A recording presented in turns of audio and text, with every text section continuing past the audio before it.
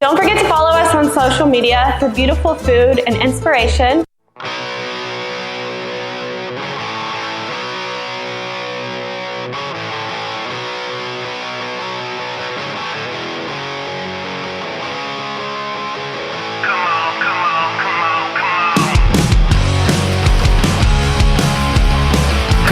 Come on, come on, come on. Come on, come on, come on, come on, come on. Kitty, kitty, always look so pretty. Won't you tell me what you wanna do? We got 100 million miles to fly, and there's no time to worry about the other shoe. Cause if it's one thing, then it's another. And we can spend a lot of time being cool to each other. Cause baby, if you smile at me, then I'm smiling at you. And I did it all before, so we would already know. Nobody ever wanna go until they're ready to go. Baby, wanna have a good time, and I wanna say, hey, I'm so happy everyone could be here, baby, and I wanna say, hey, just so lovely every time I see you now, and I wanna say, hey, let's get ready, it's a big, big party now, and I wanna say, hey, I'm so happy, baby, I'm so happy, that's what I wanna say. Come on, come on, come on, come on. Come on, come on, come on, come on, come on. Kitty, kitty, always look so pretty. Won't you tell me what you're doing here? We got 100 million fires to light, and there's no time to wonder if the coast is clear. Cause if it's one thing, then it's another. And we can spend a lot of time making fools of each other. Cause baby, if you're crying for me, then I'm crying for you. And I did it all before, so we would already know. Nobody ever wanna go until they're ready to go. But baby, wanna have a good time, and I wanna say, hey, I'm so happy everyone could be here, baby, and I wanna say, hey, it's just so lovely every time I see you now, and I wanna say, hey, let's get ready, it's a big, big party now, and I wanna say, hey, I'm so happy, baby, I'm so happy, that's what I wanna say.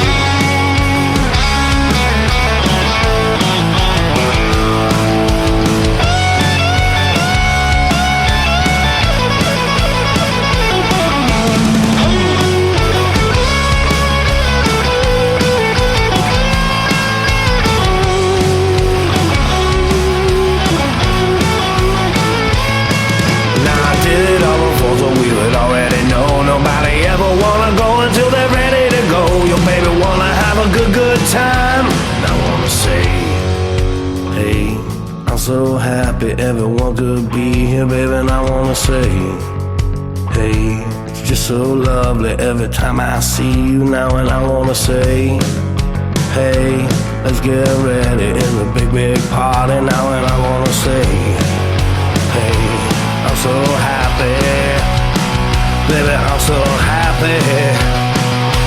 Oh, come on, kitty, kitty, always look so pretty. Won't you tell me what you wanna do?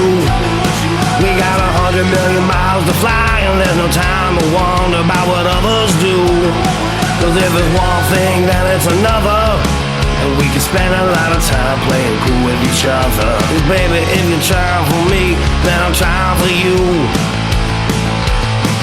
Now I did it all before, so we would already know. Nobody ever wanna go until they're ready to go. Your baby wanna have a good time, and I wanna say, hey, I'm so happy everyone could be here, baby, and I wanna say, hey, just so lovely every time I see you now, and I wanna say, hey, let's get ready, it's a big, big party now, and I wanna say, hey, I'm so happy, baby, I'm so happy. You know that I'm so happy. That's what I want to see. Hey, what's up, everybody? Welcome to Local Love, special Operation Caturday edition. I'm Producer Dave. I'm waiting on, I got Patty K and Chip DeVille going to join me. Also expect a phone call from Juan Maserati from the road he went to a burlesque show, and he's going to tell us a little bit about that. So usually on Caturday, we do a bit of an open panel and run some crazy videos, and then I DJ. Tonight, the format's going to be completely different. We're going to do local love, talk about local music from 8, which is right around now, till maybe 9:30 or 10. Then we'll go into some red light stuff, or maybe me and Chip will spin some breaks or something. Just not sure what we're up to. Anyway, if you're following this podcast, make sure you're following us on Twitch. That's twitch.tv/Echoplex Media. If you're watching over there on Facebook Live, that's fine, but head on over to Twitch. You can use emotes and shit there. Plus, that's where our community will eventually find themselves hanging out this evening. You can give money to this project at patreon.com/Echoplex. And I'm just going to rock another song real quick while I fucking wait for everybody to get here. This is a brand new to us anyway, from Kenny Thomas and the Southern Baptists. This song is called Element 115, and it's featuring it's got a feature on it by Voxybox.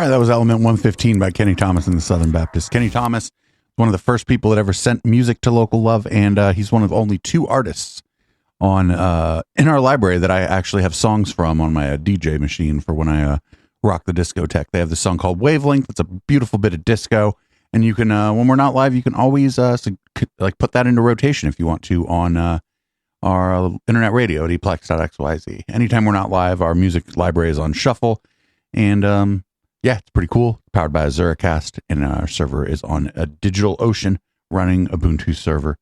I'm waiting for my co-host to get here. I don't really know what to do on this show when I'm sitting here by myself, to be honest, but that's all right. Local Love's been happening since about 2016. It was founded by Juan Maserati and myself because we knew so many artists, and I don't know, we had all this podcast equipment, and so we started doing that in addition to the big show on Sunday. Local Love's usually on Tuesday, but I had the booster shot late Monday afternoon, and I was out of commission on Tuesday. So we're doing this as a makeup stream and a makeup podcast for that. So we have something to put on the podcatcher for people who do check it out. And thanks everybody on the podcast who checks this show out. Like I said before, make sure you join us at twitch.tv/EchoplexMedia. I guess I'm going to keep this music going. We got some new music. We got a band called Tell Me Tell Me. They sent me music last week. This song is called Probably Priceless, and we'll be right back.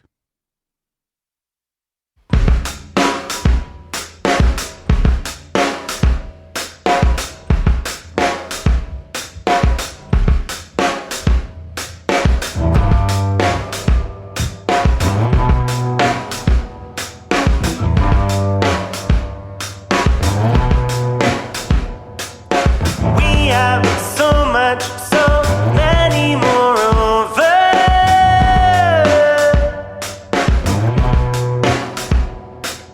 How to defend the probably priceless things.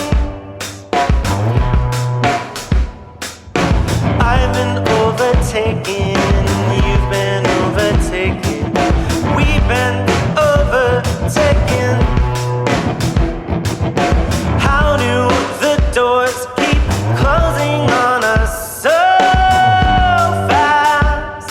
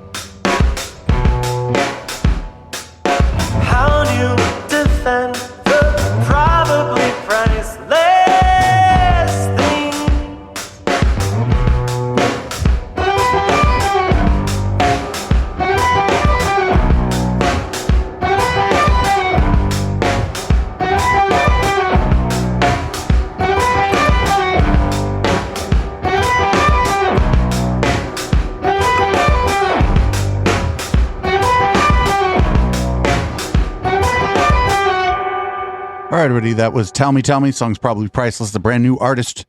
We just got music from them recently. I think we're going to have them on the show in February. They'll probably be joining us via remote. Yeah, if you're tuning in and you're wondering what the fuck's going on, because it's Saturday, we're doing a makeup broadcast for Local Love tonight. Podcast listeners, if you were wondering why there was no show, I got the booster on Monday, and it made me quite sick, and I was barely able to get out of bed on Tuesday, much less do a show. So I had to do makeup shows for Local Love and for Down Ballot. Here by myself. I'm expecting a couple co-hosts to come rolling in eventually. Otherwise, this isn't exactly going to be the best episode of the show you ever heard, because I won't have anybody to talk to. This is mainly just a talk show where we play music. I guess while I'm waiting for people, I'm just going to let this music keep rolling here. We got new music from Dickie Snake Dick. That's Walter Campbell, the singer of NVS. It's one of his other projects. And yeah, it's called Dickie Snake Dick. And this song is called Selfie. I'm assuming it's about a selfie.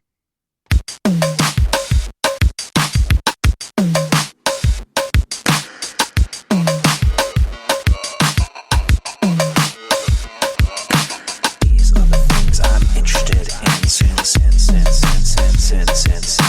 These are the things I'm interested in. What kind of things are you interested in? What kind of things are you interested in? I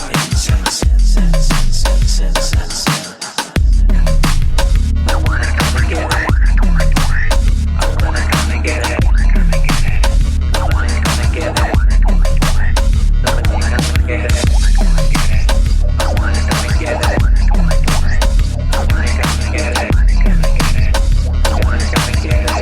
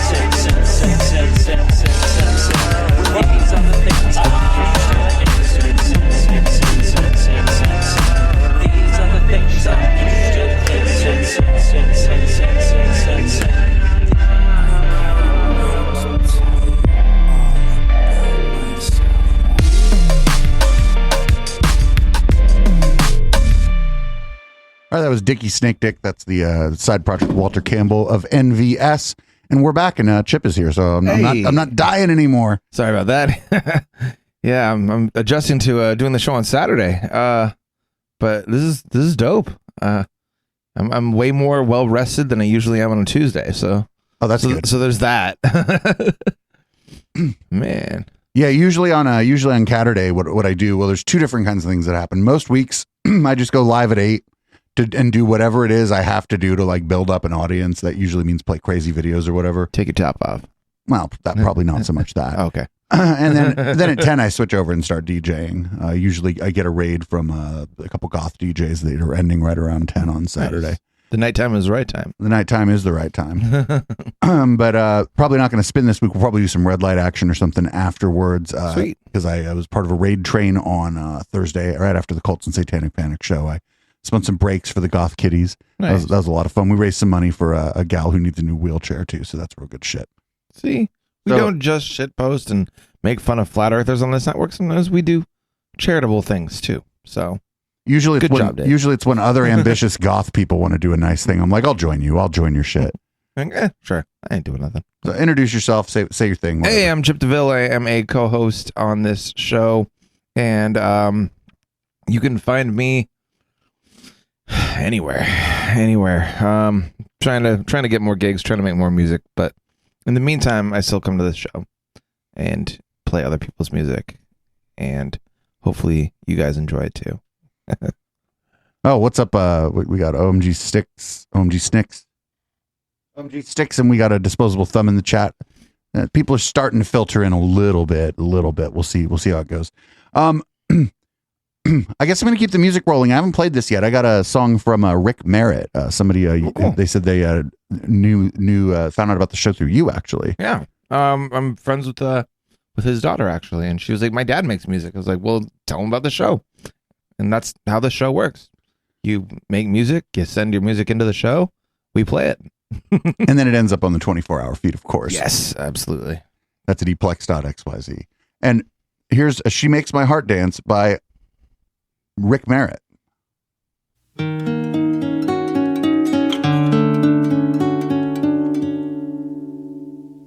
She was my last call when it was closing time. Across an empty room, her eyes met mine. Now I don't know what we're beginning, but she's got the whole room spinning. I drank her in, man, she blew my mind. Midnight's come and gone, but I don't need to sleep. I feel a kind of fire and it just won't keep. I think I'll talk with her all night. It may be wrong, but it feels right. If there's a cliff ahead, well, maybe it's a lover's lead. And I'll scream,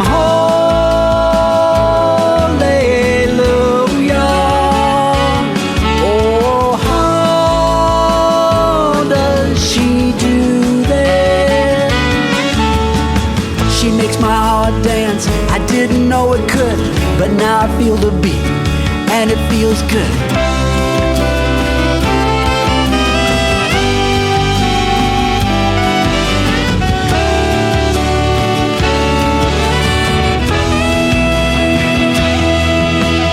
She showed this old heart that it still loves to care.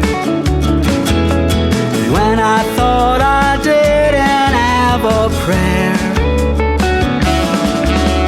opened up a door and walked in where I thought a wall had been, and now the walls are falling everywhere, and I'm singing hallelujah.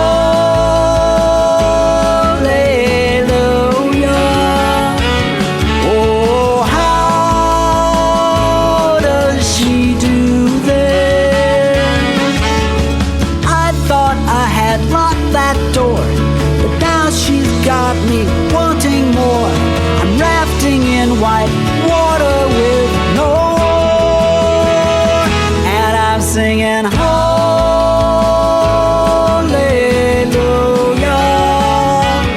Oh, how does she do this?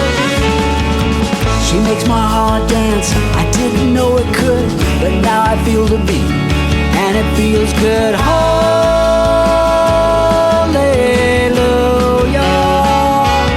Oh, how does she do this?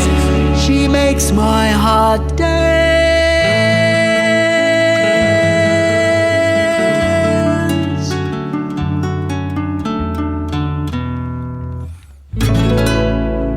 That was Rick Merritt. She Makes My Heart Dance. I kind of like when we get music that's like not like what we usually get. Yeah, definitely. It's definitely a bit of a I don't know. Would you say that's a little more folky or? Yeah, like old people hippie music, and Yeah. I mean that in the nicest possible way, of course. But yeah, it's like folk. It's like folk music. It's very kind of 60s influenced. I think. It just kind of had that like feel good vibes. Sounds like something I would have like grown up with my parents listening to on a record or something. It sounds a little bit like the first stuff Chris Reed sent us in a way. Yeah, I could hear that. Like kind of adult contemporary, like acoustic rock kind of. I get what you mean. Yeah, it sounds a little bit like that. Yeah, I like this idea. I there's a part of me that would kind of like to move Local Love to Saturday, but the problem is because it's a weekly show, you're gonna definitely start gigging out. I'm starting to gig out. Plus there's like events we're gonna want to go to on Saturday and stuff. And like if everything opens back up and then we have a show on Saturday about local music, it's like the not like we're reaching our target audience anyway of the local scene. But if we were to do that, then they would all of a sudden no longer be listening because they'd be at the Caravan, you know. They'd be at the same gigs we're at most likely. Right. So Tuesday's the best night for it. A lot of bands have practice on Tuesday night. That might be why they don't hang out, or maybe it just sucks. I don't know. Anything's possible. I feel like Tuesday, like at least coming from the restaurant industry too, Tuesdays are pretty like notoriously like probably one of the more mellow nights of the week. So we like to liven it up. Wow. What, was it strong? Yeah. I'll wait till some of that ice melts. Oh, man. We're getting started early. Oh man. Actually, right on time. Right. Well, I usually don't start drinking till an hour into the show, but whatever. Caturday. I went to I was like, oh, you know what's nearby is Dairy Queen, and I went there and I ordered a burger and fries, and then I got home and I remembered that the fries from that place are garbage. Yeah, I'm not a huge fan. I'll eat that ice cream though all day. Oh, I should have just got ice cream for dinner. That's real adulting right there. That's being a real adult, is getting to have ice cream for dinner. That burger wasn't that good either. I should have just got like 2 sundaes and called it a fucking dinner. Although think about like a hot fudge and like fucking soft serve ice cream, and then you dump a bunch of vodka and energy drink on top of that. Oh, yeah. How are you going to feel when you try to go to sleep? That's not going to be good. That's not going to be good at all. I could just not drink during the show, but come on.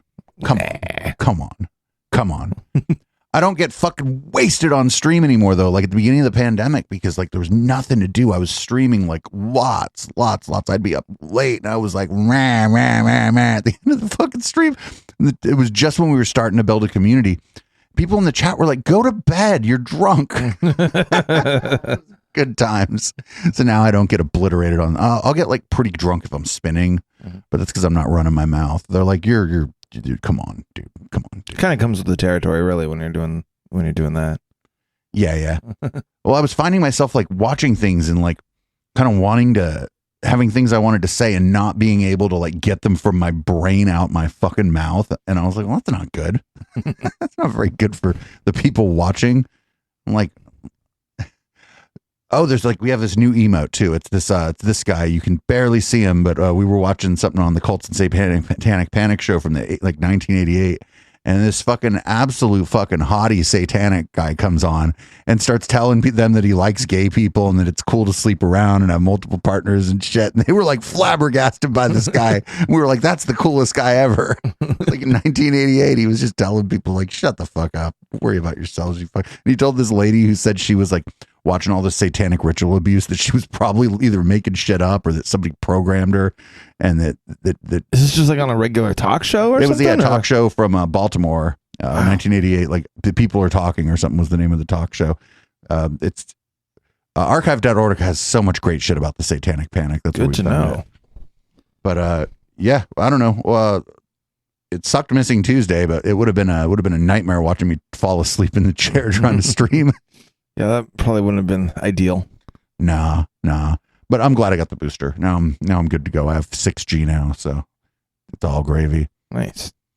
So our last show we interviewed Phil Johnson, and what a great interview that was. God, it's so easy to interview him though, because he like knows what he's doing. Yeah.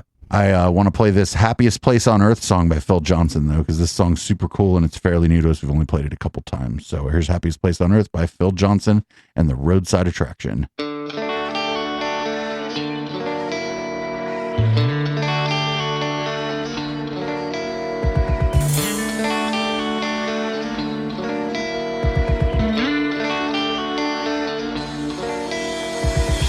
I took an early plane at 7:45. I drove up to the gate of that gleaming Mickey's eye. Gave the parking guy my wallet, and he sucked that puppy dry. Guess I'll hit the ATM inside Transaction denied. of the happiest place on earth, where any discount that they offer is just a little joke, and you have to get a bank loan for a churro and a Coke. Mickey's got a strong pimp hand at Disneyland.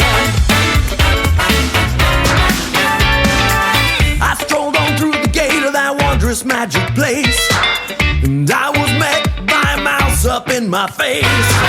And I know his name is Mickey, but his palms are a little sticky. Now my wallet's gone without a trace. Goddamn right. At the happiest place on earth, where all birds look like they're talking and plastic flowers bloom, 'cause Goofy's selling rupees inside the tiki room.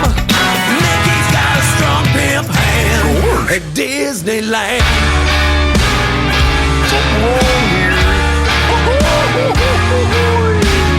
All I wanted was a t-shirt.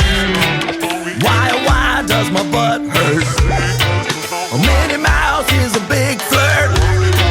Just put the money on the dresser, and if you can't pay your way in, beware of Mickey's hitman. There's 7 of the little can. Don't be grumpy, bashful, sleepy, sneezy, doc, and trigger happy. I stepped onto a boat to hear the children sing. It's a small world, it's such a sweet refrain. Then I saw something that had me quite confused. A bunch of them were making tennis shoes. Just do it! At the happiest place on earth, until you lose all of your money playing cards with Donald Duck. And for just a little honey, Winnie the Pooh will get you a good time. Mickey's got a strong pimp hand at Disneyland. Mickey's got a strong pimp hand at Disneyland.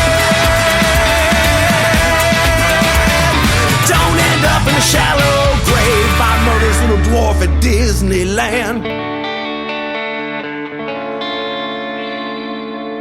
Mickey's got a strong pimp hand at That pimp hand is Disneyland. strong. It may look fluffy. Yeah. It may look fluffy. Don't let it fool you though. Have you heard all this controversy about Minnie Mouse wearing a pantsuit now?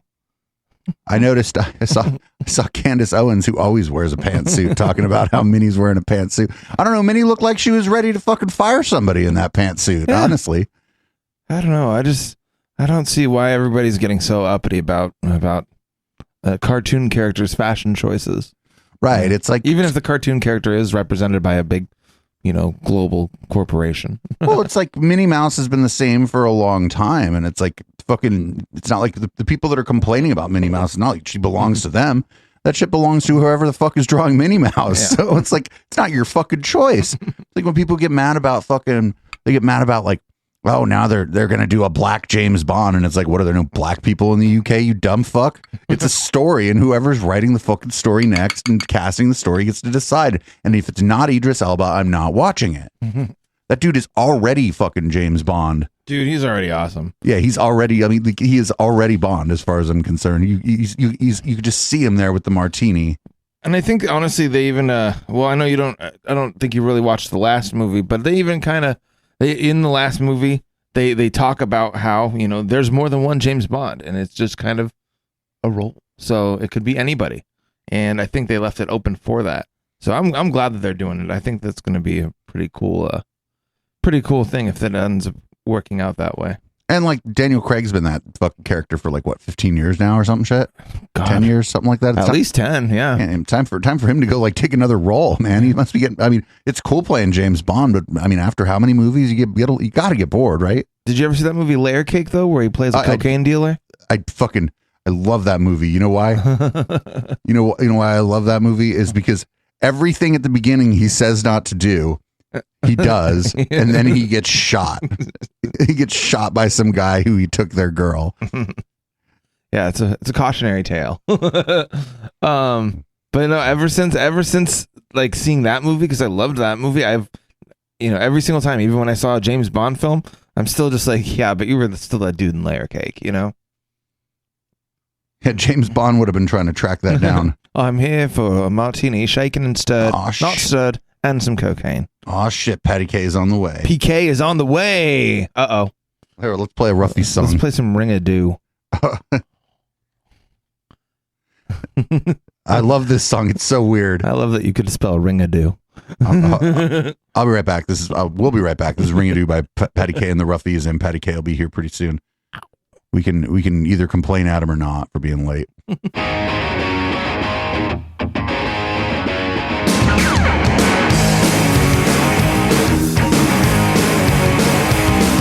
And I rode for 16 hours, and I stole 16 horses, and I died for 32 minutes.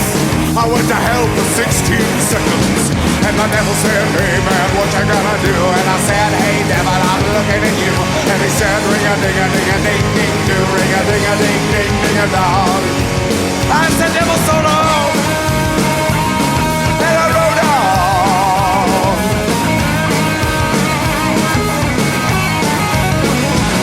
And I murdered 16 men, and I married all their wives, and I adopted all their children, and we moved to a farm in Kansas, and all the fellas there thought I was Mormon.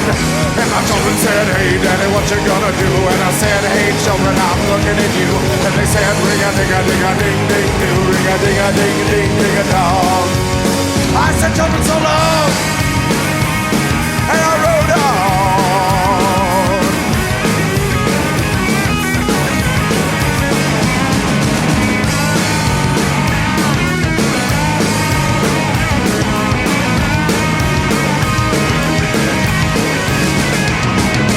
Said to my baby, what you gonna do? And she said, motherfucker, I'm looking at you. And I said, ring-a-ding-a-ding-a-ding-ding-do, ring-a-ding-a-ding-ding-a-dong. I said, baby, so long, and I rode on. Yes, I rode on. Well, I rode on.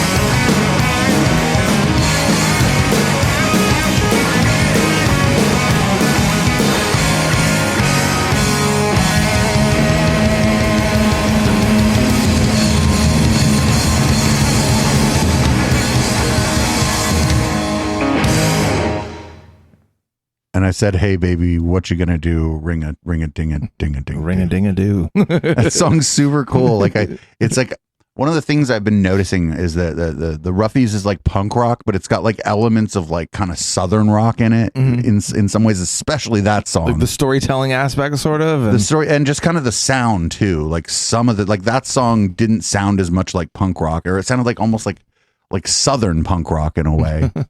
And some of it's got a little bit of that like Meatloaf to it because he's because Patty K was a theater nerd. Yeah. So it's it was definitely a good performance, like good like performance element to a lot of the Roughies songs. One pretty cool thing, and I'll have to tell PK when he's here, is so you know how on Instagram you can like sometimes use music. Yes. So you can find a whole bunch of the Roughies songs on IG now on the music feature. Oh, to put in the background of your videos? Yeah. So I've been looking up like you can find a bunch of Rebels Camp. We could find some Kenny Thomas. Really, we should be hitting up all these artists and being like, hey, listen, here's what you got to do. You got to be encouraging your fans to make little Instagram videos with your music in them. Yeah. So pretty cool stuff. I like where the future is heading. I fucking hate having to use Instagram on top of everything else. I just spend all day fucking making fun of people on Twitter, honestly. I mean, that's just what I do. I try to promote this show on Twitter and I try to tag the bands and shit, but like Phil Johnson was fucking tweeting like a fucking maniac about this shit, but he's on there and he's funny as shit. But I think it's more like I think like people, maybe comedy musicians, are going to do better on Twitter because they're like they're writing jokes basically on Twitter, like trying out material and shit a little bit to an endless audience. I swear to you, like I've been doing some kind of A/B testing, and I'm posting basically the same stuff on Twitter and Facebook, and I'm sometimes getting so we've got like 4 times as many followers on our Facebook as I have just on my own Twitter. But if I tweet something, if I put the same thing on Twitter and on Facebook, the other day I got like more retweets than we got views. Like more retweets over on Twitter than we got views at all on the fucking post on Facebook.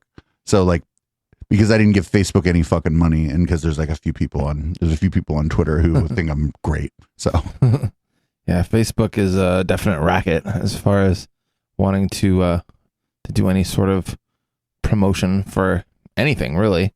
It's like, hey, you're trying to promote this? No. Nobody's gonna see that. You're like that. Wait, that image looks like you're trying to send someone to a different website, and we're not showing that to anyone. Wait a second. You got a show coming up this weekend?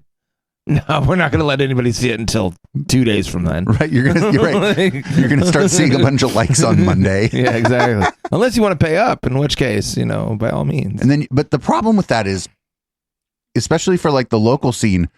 So you could do it one of two ways. You could tell it, hey, don't show this to anybody that follows me, which is what we've always done, because if we stopped running Facebook ads, fuck giving those people money. But when we were doing it before, we were like, hey, let's try to reach people that we don't know. And that was ineffective. And then we're like, oh, let's see what happens if we try to share this with our fans. And then a bunch of people clicked on it, and then it just cost us a bunch of money, and that was ineffective. And it's just ineffective. So what is the best marketing? I just think for what we're doing here, it's to just keep going. I think being on Twitch is smart, and to just keep going, keep putting the podcast out. I tweet about what we're doing a lot, but I don't like being kind of thirsty.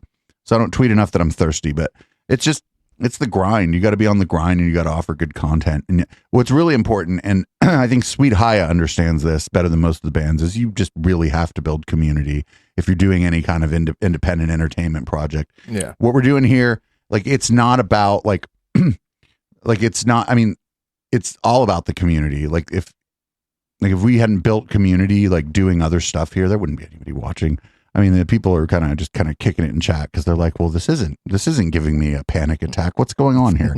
But this isn't political, or this isn't, I'm not watching something that I'm not sure if Dave's going to get kicked off of Twitch for. Oh, speaking of, do you have a lighter? I've been constantly having this problem. I was trying to go through a car wash earlier today, and I love to hotbox in the car wash. I don't know if that's irresponsible to say or not, but I'll say it. And just as I'm getting to that point where you're about to get onto that track and you can't get off, I start feeling around and I realize I got a joint and no lighter. Oh no. And I roll my window down just before the water starts. I'm like, hey guy, do you got a lighter? No, sorry, man. And I'll roll up my window and sit in the car in darkness and sadness. Yes, but now we're good. Did you put on a song by The Cure because you were sad that you didn't have a lighter? And I was like, it's raining in here. A friend of mine once was telling us it was pretty funny. He was like, oh, my radio doesn't work, so I just sing The Cure because I'm sad that my radio doesn't work.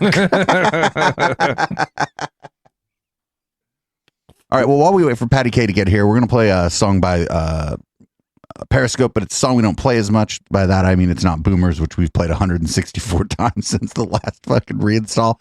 This is a song called Time Traveler, and it's really good. We'll be right back.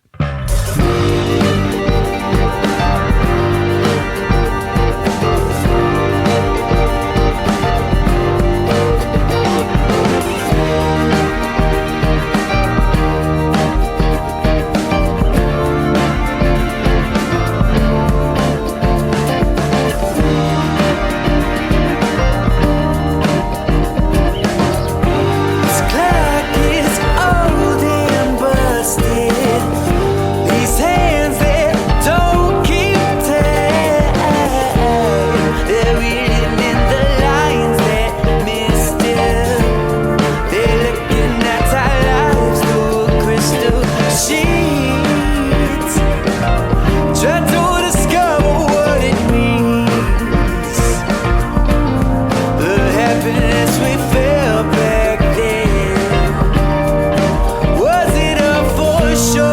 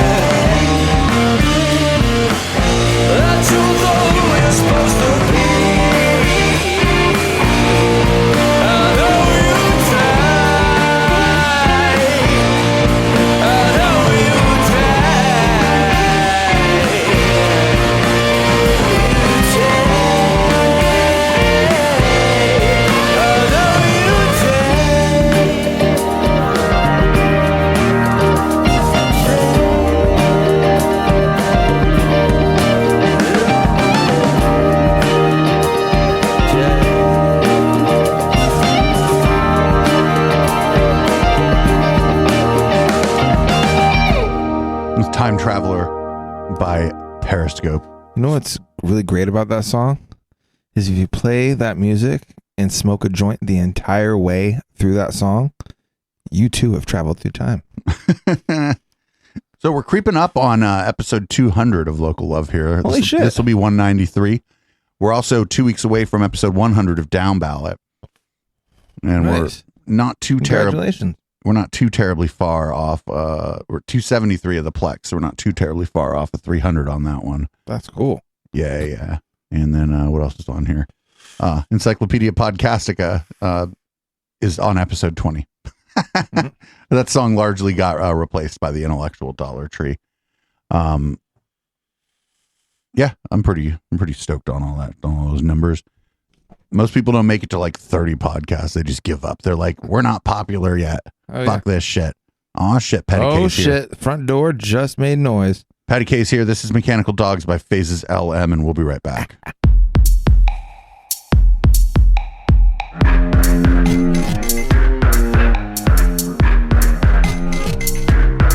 Strange voices, strange noises from across the yard.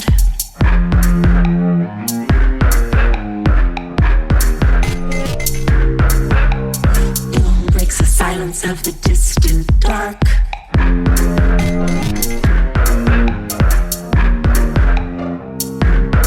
Was it a gunshot or explosive or a firework?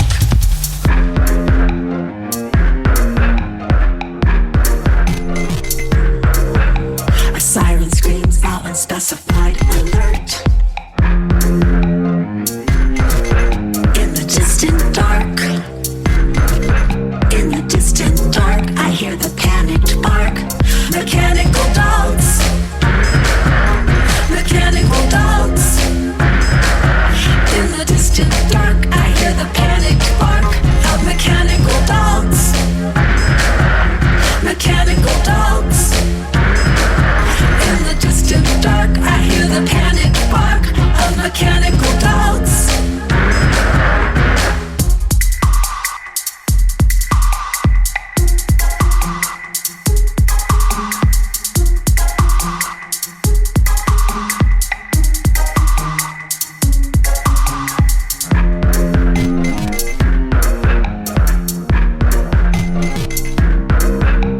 Sneaker waves, scuffle shuffles in the street.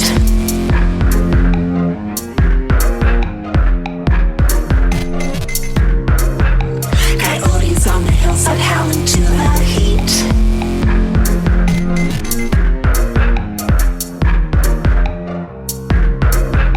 Electrostatic discharge arcing in the air.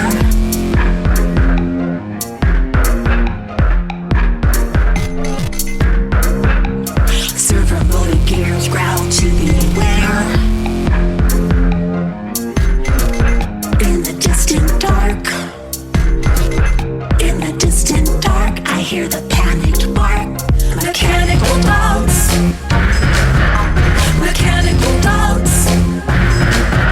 In the distant dark, I hear the panicked bark of mechanical dogs, mechanical dogs. In the distant dark, I hear the panicked bark of mechanical dogs.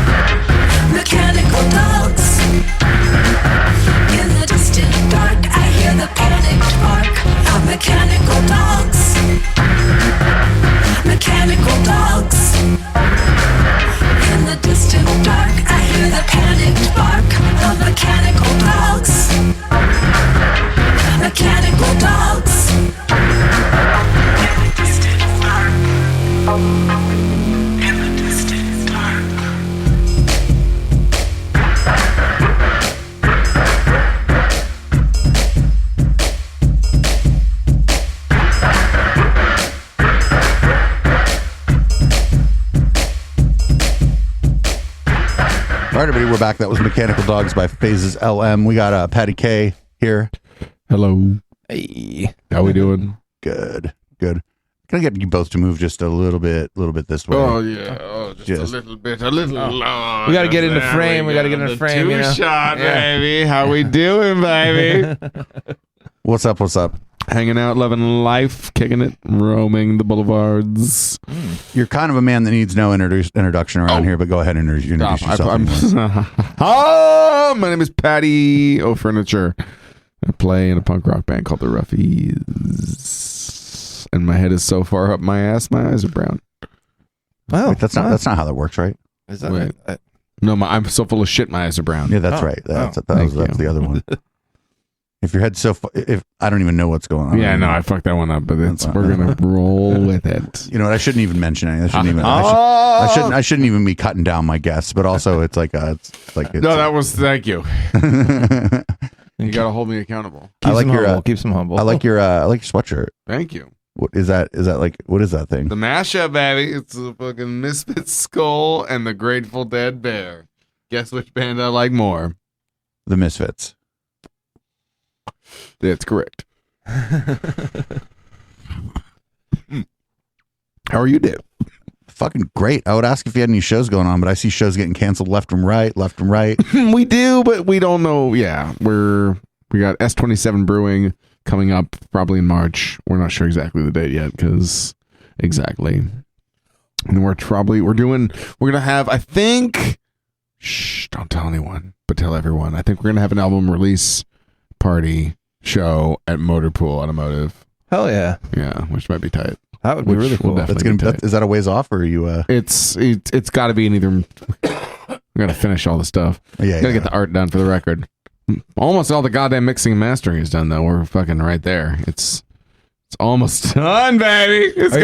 Are you doing most like the like production side of it? Is that like all done in house, or do you got somebody that you work with for the recording? We've been doing it at District Recording. Over in like the Rose Garden. Where's the Rose Garden? Like kind of like somewhere between like West San Jose and downtown San Jose. Totally. Yeah. Right next to Arpatiki. Yeah. Right, that whole area right next to the fucking kind of by the tank. What's great, there's Cat Ryan who's been doing all our fucking mastering and mixing and all that, and he's a master. And the shit sounds really fucking good. We got the art coming through. It's almost done. Oh, it's almost fucking Do you have a name done. for the album? Yeah, we're gonna call it Axes and Sticks. Like AXIS and Sticks? No, AXES. Oh, Axes. not Axis. No, not Axis. Hey, I know what song that's from. Mm-hmm. It was Alex's idea. Sweet Alex, our guitar player. Very And I nice. was like, man, anything that sticks with you that I've fucking written. Like, you know what it is? Or like, oh, that mattered to you? Cool, fucking. Because I don't give a shit. It's all the same to me. It's not that I don't give a shit, but it's all the same to me. You know, I can't tell the difference between a good line and a bad line. So I know that Everywhere's an Island on there. Is that Libertarian Cockpickle song on there too? Yes. I fucking love that song. Thank you. Yeah, it's Everywhere's an Island. We got Libertarian Cock Rocket. We got Fuck with Impunity. We might call it F Word with Impunity just to be funny. Because it says fuck so many times. We'll see. That actually would be really funny. Yeah, we'll see. We got a whole scheme. It's gonna be good. I swear to God. How many songs are you looking at on the new album? 7 or 8. There's an acoustic track that we might include. We might release it separately. Okay. I'll play it if you guys Remember let like me. albums in the old days? You could like leave like a long period of silence. Dude, you know? that was the scheme. Was like, we'll make it a secret song. And then we had the conversation of like, what does that even fucking mean? Like on nobody's gonna No one cares. buy a CD. Like what you could do is like you could have it like unlisted as one of the tracks, and then you download the album, and then it just shows up, and you're like, oh my god, it's unlisted, Exclusive. But But what would be more likely to happen? And people on the internet would be like, "Hey, there's a problem on your Yeah, right. problem on your post. It doesn't include all your songs you've messed up." or here." we just release it as the last track, and it's all acoustic and sweet, and everyone can either like it or fuck the fuck off. Well, that always works too. Mm-hmm. I was actually just telling Dave how you can find Ruffy songs now on Instagram. So if What? if you do your story post, and then you can choose the music that you want to have. No When you type in the Ruffies, there are Ruffies songs now. That's good to On know. Instagram. So, I didn't know that. congratulations. Go collect your check. Did you tell them that they could have them? You know, I signed it all away a long time ago. I just click on the dotted line. I'm not Just click on the dotted line. You're I like, am what? not the lawyer. You're like, what the fuck? We have ever? several attorneys. I am not one of them. You have attorneys? This is what this Fear and Loathing in fucking Campbell. I got like 3. I got a criminal guy. I got an entertainment guy. And So the guy you call in case I you got guys, a tax guy. There we go. you got somebody you call in case you trash a hotel room Yeah. or something crazy goes down in a show. Shout out to Grant and Kyle and Matt, my attorney crew. That's all monosyllabic I know. names. No. GKA or GKM and Associates. Oh yeah, I love you guys. I love my members too, but you know that don't get me out of trouble. They just get me into it.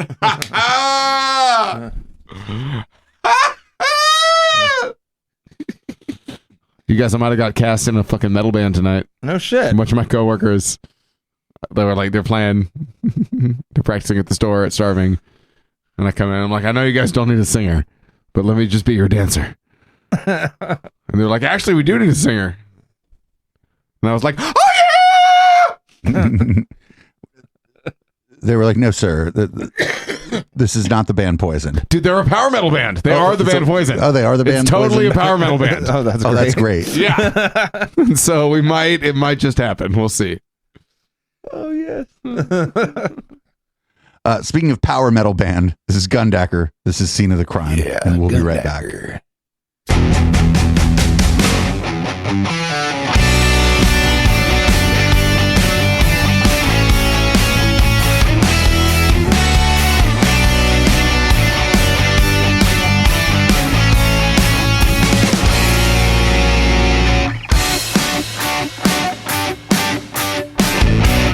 Didn't really catch your name, but I think we felt the same the first time I saw you.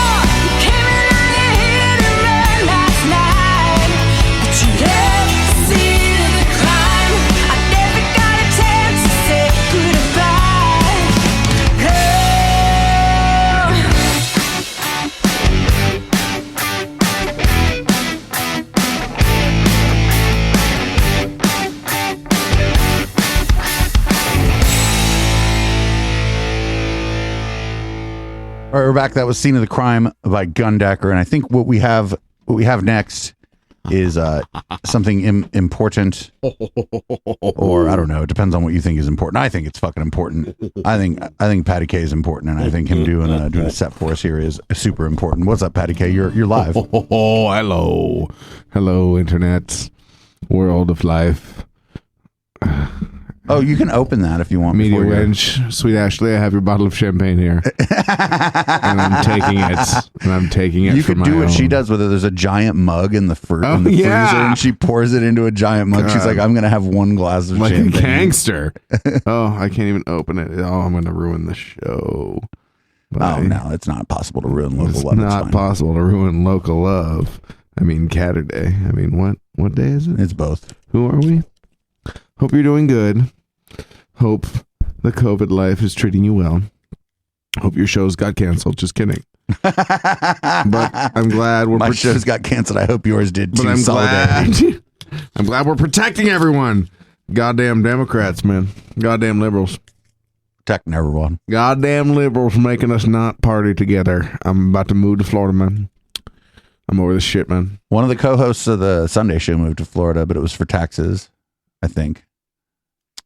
You know, I hate conservatives, but God, do I hate liberals. You know what I mean, Dave. What are you talking about? I'm every communist's favorite shit lib. All the fucking communists love me, and I'm a shit lib. That's what it said about me on. That's what it said about me on Twitter for a while. To the shit libs. To the shit libs. Hey, could you? Oh, I don't drink that shit. Could you do if you do dog thief, could you replace the word dog thief at least once with the word shit lib? Yes. Thank you. All right, cool. If the air never gets better, I'll just hold my breath forever. It's too bad you can't come over. If we don't kiss, then we can bone. The safety that you seek has gone away. The place you used to frequent fucking changed.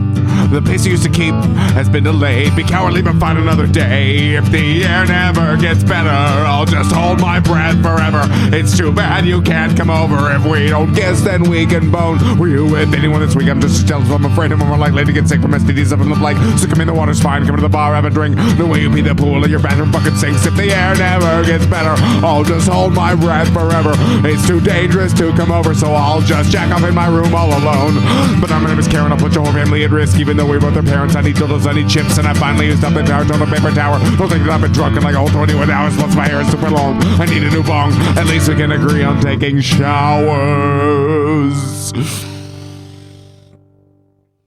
But it's hard not to feel like we kind of deserve this. Are we cursed? Are we worthless? Should we sacrifice virgins? I just want my conscience back, just want a burger. I just want a party at my grandmother's funeral. This shit is a bummer, the worst ever summer. Wish I had a lap dance, a job, and a drummer. Death for the infidels, you acted like assholes. You printed out money when you should have raised taxes. The world is over, it's fucking hilarious. Wish I had a girlfriend, a dog, and a therapist. This shit is a bummer, we'll never be good enough. We fucked it all up when we don't. Dolly shouldn't have. If the air never gets better, I'll just hold my breath forever. It's too bad you can't come over. If we don't guess, then we can bone. Is that song on the upcoming album? I don't know. Should it be? Yes. We have an acoustic version of it. It's not electric. Oh yeah. I mean, in fact, fuck the acoustic version you have. You should just put that on the album. Just that. Yes, of course. Did you hear? Did you listen to the last one? The last one you did sounded pretty fucking good in here. Thank you. I'm pretty Is there a lighter over there? I need a lighter. Is there a lighter over there? Oh. Thank you, Internet Land, for clapping. I know you're clapping in your homes to your dogs and your cats. I don't even check anymore. Like put headphones on to see if if you're gonna sound good. I just know what to do. Like, oh baby, because you've played here so much. So.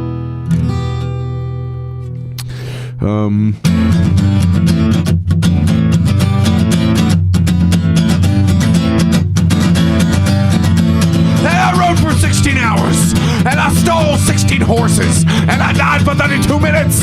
Oh, what the hell for 16 seconds? And the devil said, hey man, what you gonna do? I said, hey devil, I'm looking at you. And he said, ring-a-ding-a-ding-a-ding-ding-do, ring-a-ding-a-ding-ding-ding-a-dong. I said, devil, hold on. And I rode on. I murdered 16 men, and I married all their wives, and I adopted all their children, and we moved to a farm in Kansas, and all the fellas there thought I was Mormon. And my children said, hey daddy, what you gonna do? And I said, hey children, I'm looking at you. And they said, ring-a-ding-a-ding-a-ding-ding-do, ring-a-ding-a-ding-ding-ding-a-dong. I said, children, so wrong. And I rode on.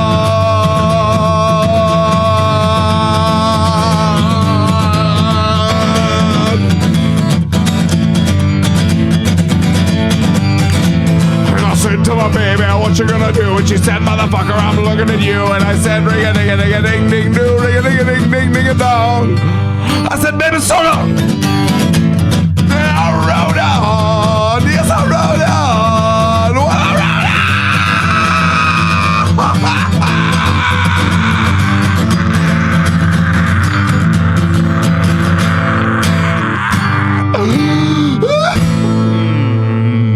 All right, welcome Raiders. We got a raid there from the reverse thread. So there were some goats on the screen with you to go with the cats. You have the best news ticker in the world under you on the stream right now. It's just cats. I don't know if you can see it right here, over here.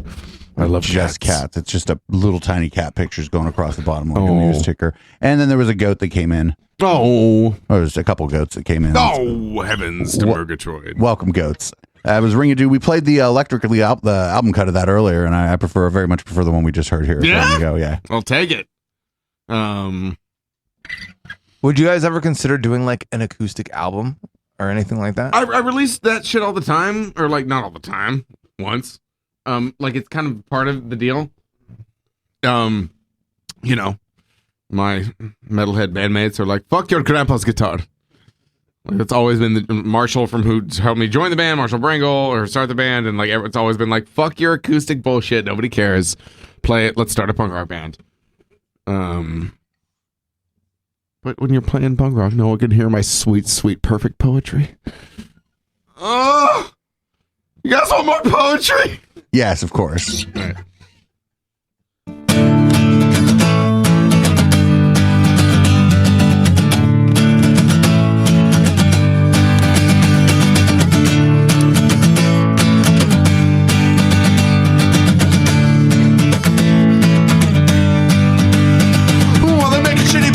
Making shitty people, but I don't want to fix it. They're making shitty people, making shitty people. Here's in my business. They're making shitty people, making shitty people. Don't want to fix it. They're making shitty people, making shitty people. Here's in my business. That's not how it works. They make more if you don't do your job. You're a part of the throbbing mob. You're a fascist ambassador I saw the other day at the Skinhead show. Convincing supremacists they're not so white after all. There's only one way to cut off their heads, boil their skulls till they see that we all have the same color bones. Because they're making shitty people, making shitty people. Don't want to fix it. Making shitty people, making shitty people. Hands in my business. Making shitty people, making shitty people. I don't want to fix it. Making shitty people, making shitty people. Hands in my business. That's not how it works. They make more if you don't do your job. You're a part of the throbbing mob. You're a racist embracer I saw the other day with the KKK, but that won't take your blame away. Won't change the ways that we might accidentally mistake you for them. Blame away. Won't change the ways we might accidentally mistake you for them. Because they're making shitty people. Make shitty people. Don't want to fix it. They're making shitty people. Make shitty people. Hands in my business. They're making shitty people. Making shitty people. Don't want to fix it. Making shitty people. Making shitty people. Hands in my business.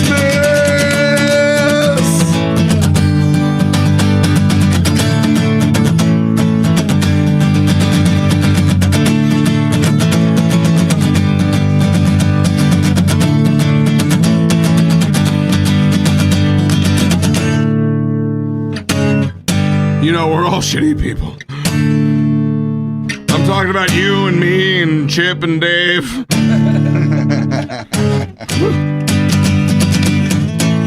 So don't judge each other. for being terrible. It's just part of the deal. Unless you're like an abusive piece of shit, then, like, you know, don't hang out with that guy.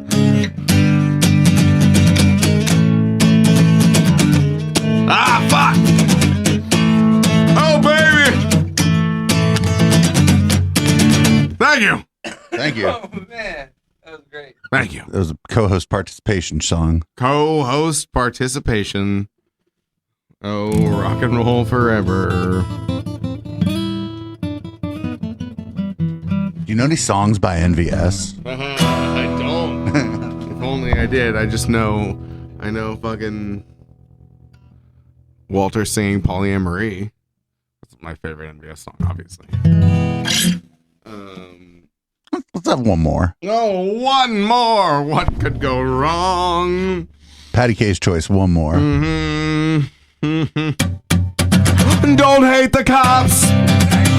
There's a person inside when the truncheon stops. Don't hate the cops. When the raiders come, who will protect the shops? Don't hate the cops. They're a sensitive bunch. If you don't stop throwing your rock, snap, crackle, pop is the sound of the taser your body drops. Don't hate the cops. Don't hate the cops. Don't hate the cops. Don't hate the cops. Thank your local police. Cause they don't do nothing wrong. Thank your local police. Got rid of the corruption. All the racism is gone. They've been keeping the peace. Keeping homeless folks out of the parks and malls. Gotta care for your social disease. Follow the law. Don't hate the cops. Follow the law. Don't hate the cops. Follow the law. Don't hate the cops. Don't hate the cops. Follow the law. Don't hate the cops. Put your hands above your head. Show you're not a threat. I'm the fairest judge that your skin color's gonna get. And if you die before the sun comes up, the paperwork will take forever. Well, I might have worked out a little bit better.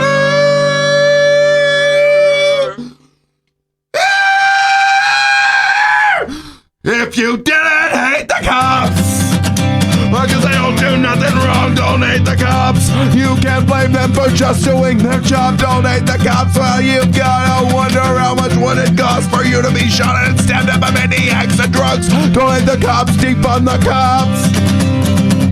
Don't hate the cops. Defund the cops. Defund the cops.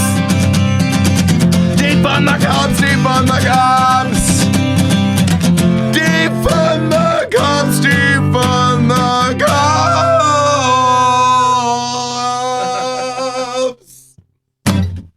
All right, everybody, welcome Thank you. to the Plex. We do this show live every Sunday from... Oh, that's the wrong thing. Here's Reconstruction by Curious Quail. We're going to get everything set up, back up, and we'll be right back with the talk show thing.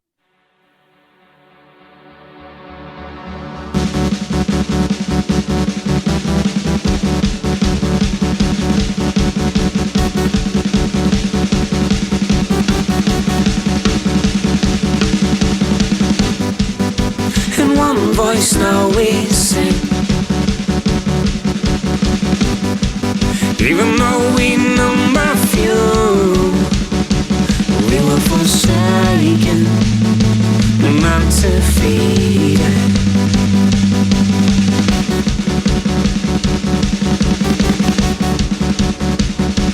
We ever learn from our mistakes, we'll fall apart. We ever learn from our mistakes, we'll fall apart. And all this time we've been living in glass houses for too long. And now we're brave enough to admit that we got it wrong.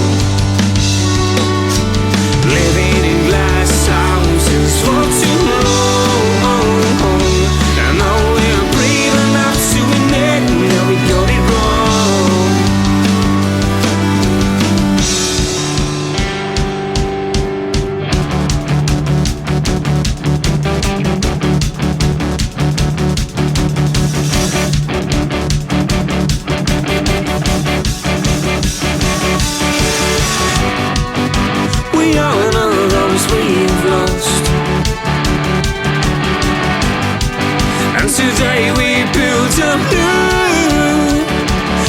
would they say if they were still with us?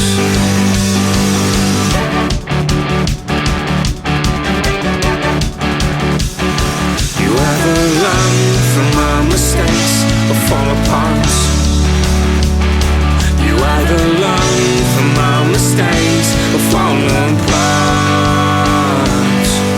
We tried so hard, but we were living in glass houses for too long. And now we're brave enough to admit that we got it wrong. Living in glass houses for too long. And now we're brave enough to admit that we got it wrong.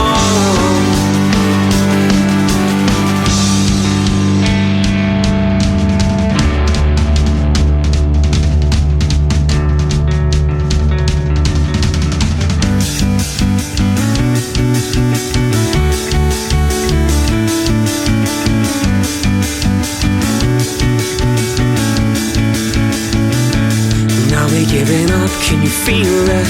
Can you feel it? In your bones, are we giving up? Can you feel it? Can you feel that?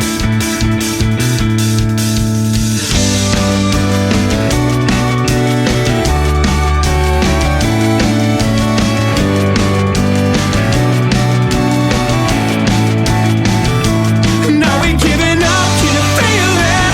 Can you feel it? In your bones, are we giving up? Can you feel it? Can you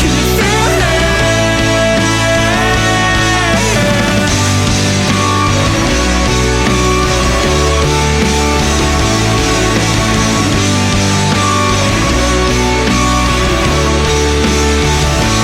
Now we're giving up, can you feel it? Can you feel it? In your bones,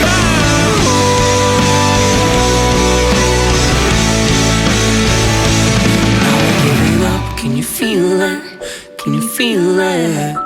In your bones, are we giving up? Can you feel it? Can you feel it? All right, everybody, we're back. That was Reconstruction by Curious Quail. You're on Local Love. You just heard Patty K play an acoustic set. Thanks again to the reverse thread for the raid. I love it when like a goat meme comes up or a goat gif comes up on the channel. One, because it's a gif of goats. And two, it means that somebody was foolish enough to drop their listeners onto our channel. And we appreciate that. I hope you liked the music. I very much enjoyed it. I like Local Love. It's like hard to gather an audience for. I only do it because I like it. Dave, you're kind of my muse. Like you, I fucking dude. If you ever like go like fucking like long haired acoustic guitar hippie traveling roadshow act, I'm gonna be a roadie. dude, you're like. You do the activist work that I fucking make jokes about. Oh, I'm not doing activist work. I'm making fun of people. That's exactly like you're not quite. You're not fucking involved. I'm not an activist. But you're more than I am. But it's like easy to make fun of people who say shit like this, right? Did you know that Hollywood has been eating our kids? Like it's like I'm not like doing anything. I'm like listening to things and then responding to them as a person who has considered like what the world is like. What's a good word for like anti-activist? It's like slacktivism, sort of. Is a thing? I like that. The thing, yeah, the anonymous movement were called slacktivists, but then they almost dismantled Scientology. Yeah, so right. they were like, "Oops, not slacktivists." Summertime soldiers and part-time patriots. That sounds like a song title. I'm gonna open up. What's tomorrow? Tomorrow's the Sunday show. Yeah, I'll open up the upfront hour. Be like, welcome, summertime soldiers and part-time patriots. Yeah, You're right. listening to the We're Plex. here when it's easy, but when shit gets hard, I'm out. Dude, this is. Yeah, it's Local Love is actually the most difficult show that I do. The other stuff's like actually easy. Like it's, I'm just like, all that material writes itself. I just have this giant Google Doc of like stuff that I found over the course of the week or the last 2 weeks or whatever, and I just like go through it all until it's gone or until I'm done. And then I send people off to listen to some like a cool gothic chick DJ every time. This is what I do. I'm just like we're rating a goth DJ. Good night, everybody. because then they might hear a song that sounds like "Do You Cry in the Morning," and it'd be a little cathartic after the panic attack that I put them through. I'm gonna go make a drink. You guys talk about yes, some That music does shit. sound pretty I cathartic. actually do. I do cry in the morning. It's the best time to cry. I jerk off in the morning. Oh yeah. Well, there's always that too. And then I cry. Never. Are you making music, man? Man, just well, okay, so my main production computer crashed, and that was really devastating. And I finally got like a newer computer, and so I've been getting back into it, but I'm gonna buy you a guitar. yeah. Ooh. You don't need a computer if you got a guitar. That's true. But the only thing is, like, I know like 8 chords, you know. So that's like at least like you know 4 8 chords. 4 songs. Like I got at least 4 songs. That's all of each. music. You're gonna be fine. You know more chords than I know. I know 6 chords. Oh well, and you're doing far better than me at music. You So know, it's that Johnny Cash shit. You keep it. Yeah. You just keep it simple, stupid. For anyone out there listening, what's the most like unconventional venue that you guys have done a show at? we played at a boxing rink once. Really? I was like I don't know, it wasn't acoustic, but there was like comedy and music, and it was in a gym that was a boxing rink. And I remember like that's when I learned like not to strong arm members into doing a gig. Like the sort of like mentality of like everything's gonna be fine. It's like come on, guys. What's the worst that it's could not happen? the mentality. Like if you want to be the band leader, like the mentality you need to have is like everything is gonna suck. Like it's gonna be bad. How do we fix it from being bad? You also like you need to be like, I'm interested in what your concerns about this gig are, Yeah. and not like I would do. Like somebody's like, oh, I'm concerned about what we're doing. I'm like, I'm really interested in your concerns. You don't do that. You go, what are your concerns with the show, the venue? What's up? The other bands you guys concerned about? Because you got to do that. You're It's right. so much better. Well, no, somebody's gonna see something. Like if some bullshit's gonna happen, maybe somebody's gonna predict it, then you're not gonna see it because you're just like trying to book shows and you're in the bomb booked shows mode. Well, it's it's like dating or whatever. Where it's like not to be all obnoxious and over the top about it, but like fucking, if you're gonna, you can't. Lying is a strong word, but you can't be like hope for the best. Like you gotta be like, no, here's what's gonna go down. Like it's gonna suck. Here's what's up. Let's talk about the tough shit. Like because that's what's gonna fucking. I need a lighter. Oh. Like I don't know. It's like I sound like a fucking. I don't know. With I sound gigs, like a cliche, but- I'll usually expect the worst, hope for the best, and hopefully land somewhere in the middle or close to the middle. Yeah, well, it's sort of like if you plan for all the bad shit to happen, then it'll be good. Yeah, because you know what's coming, and so same thing with gigs or whatever. Where like I just learned that it's so much easier to like. How do I want to put this? I used to if someone came up to me at the gig and were like, actually, you're playing 5th because these guys sold more tickets, which happened to us once, and I was like, okay, and then I went and told the band, and they were like, fuck these guys. Yeah, we should not play the show. And it was like, oh, I need to show up and be like, fuck these guys, we're not going to play the show. Yeah, like because it's sort of like almost standing up for yourself. Like I'm not very good at that, and like it's a really I avoid conflict like the fucking plague, and so like standing up for myself and being like, no, we're something, and fuck you, you're not going to switch the order on us, you're not going to be a dick, fuck off, we won't like, and like showing up to your crew with that power and being like, you guys, we're not fucking playing, fuck these assholes. Yeah, we're just being like, hey guys, like they're gonna screw us over, so is that okay?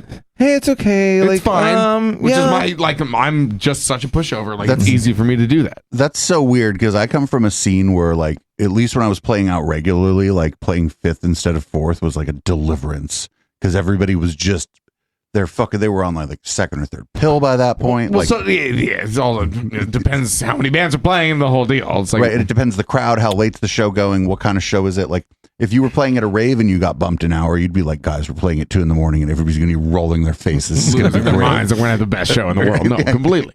Well, the same shit. I mean, fuck. We were supposed to open for Reagan Youth and we were supposed to play first, and we ended up playing second because somebody severed their fucking finger, and it was killer because of that. Like it worked out really well because like second was a little bit better than first in that particular situation. You know, me and the Reagan Youth, our Twitter account are like excellent. We're like buddies. They're fucking punker than I'll ever be.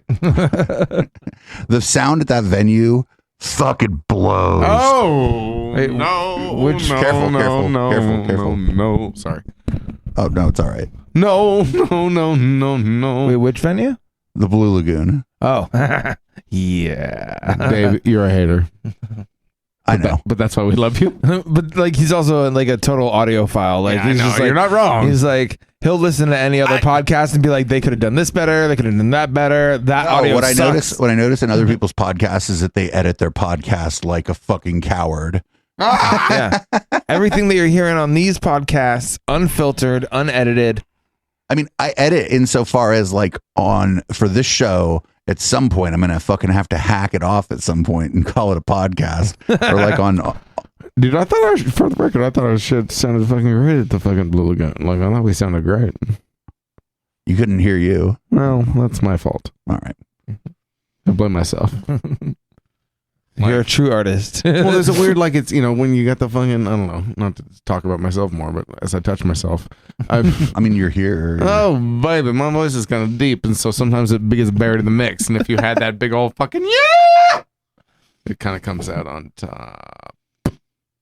Do you have like a favorite venue to play? Like, is there anywhere where if a show comes up and the Caravan doesn't count because I know you love playing the Caravan. I know it doesn't. I mean, if you don't say the Caravan around here, you're not invited back on the show, basically. Contractual obligation. The first time I ever went to the Caravan, there was like a weird drag show going on. It was pretty cool. Yeah, they're fantastic. I was like, I didn't know this dive bar had drag shows. What's a drag show at the Caravan like? It was with fucking Jackie. She took me there. Oh, shit.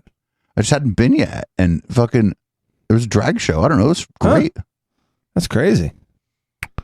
We haven't played Art Boutique in years, but they have a way of making you feel like a rock and roller up on the big stage. For real. That's a hell of a venue. Sounds good. It's a party. We're kind of like, it's not that we're not, we're a little aggressive for that whole scene. Mm-hmm.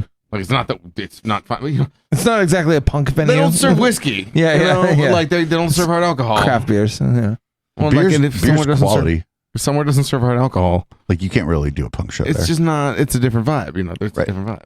Oh, the interview I did with Dan was great. I had no idea that he was like involved in like comic books and shit, and he had like a whole comic book company. I didn't know. Was it none of that SLG? Right? Is it Slave Labor Graphics? Yeah, I didn't know anything about that one before. I interviewed him. Isn't it like Jonan Vasquez from fucking Johnny the Homicidal Maniac? Johnny the Homicidal Maniac. That's that was my favorite shit growing up. So like, I didn't know anything about that, and I was like worried about the interview kind of because I'm like, how long can we talk about the Art Boutique? But then it was like, I just was worried about like myself not being able to keep it going. Mm-hmm. Like, it's never the guest's fault if the interview's bad, right? Amen. Well, it could be the guest. We've had people fall asleep on this show because Chip was here smoking them out. So that's blame the guest, Dave. Blame the Some guest. people just can't survive the smoke-a-thon, I know, Not- it's true. But no, it was the best. Yet other people don't like us. I think he had like a hard out at like 5 minutes after the next hour, and I just was like, I could have kept talking to this guy for another hour, and it would have just been because I'm not into comic books, so like listening to him talk about like the business side of it, like as a creative person, was pretty cool. Somebody of mine showed me his stuff when I was a kid, Johnny the Homicidal Maniac, and like it was how do I want to put this, like satire of the punk rock scene or of like the goth scene, which is kind of what that was. It was kind of satire of both. Well, And yeah. there was a bit of crossover there too. There was like a lot of the.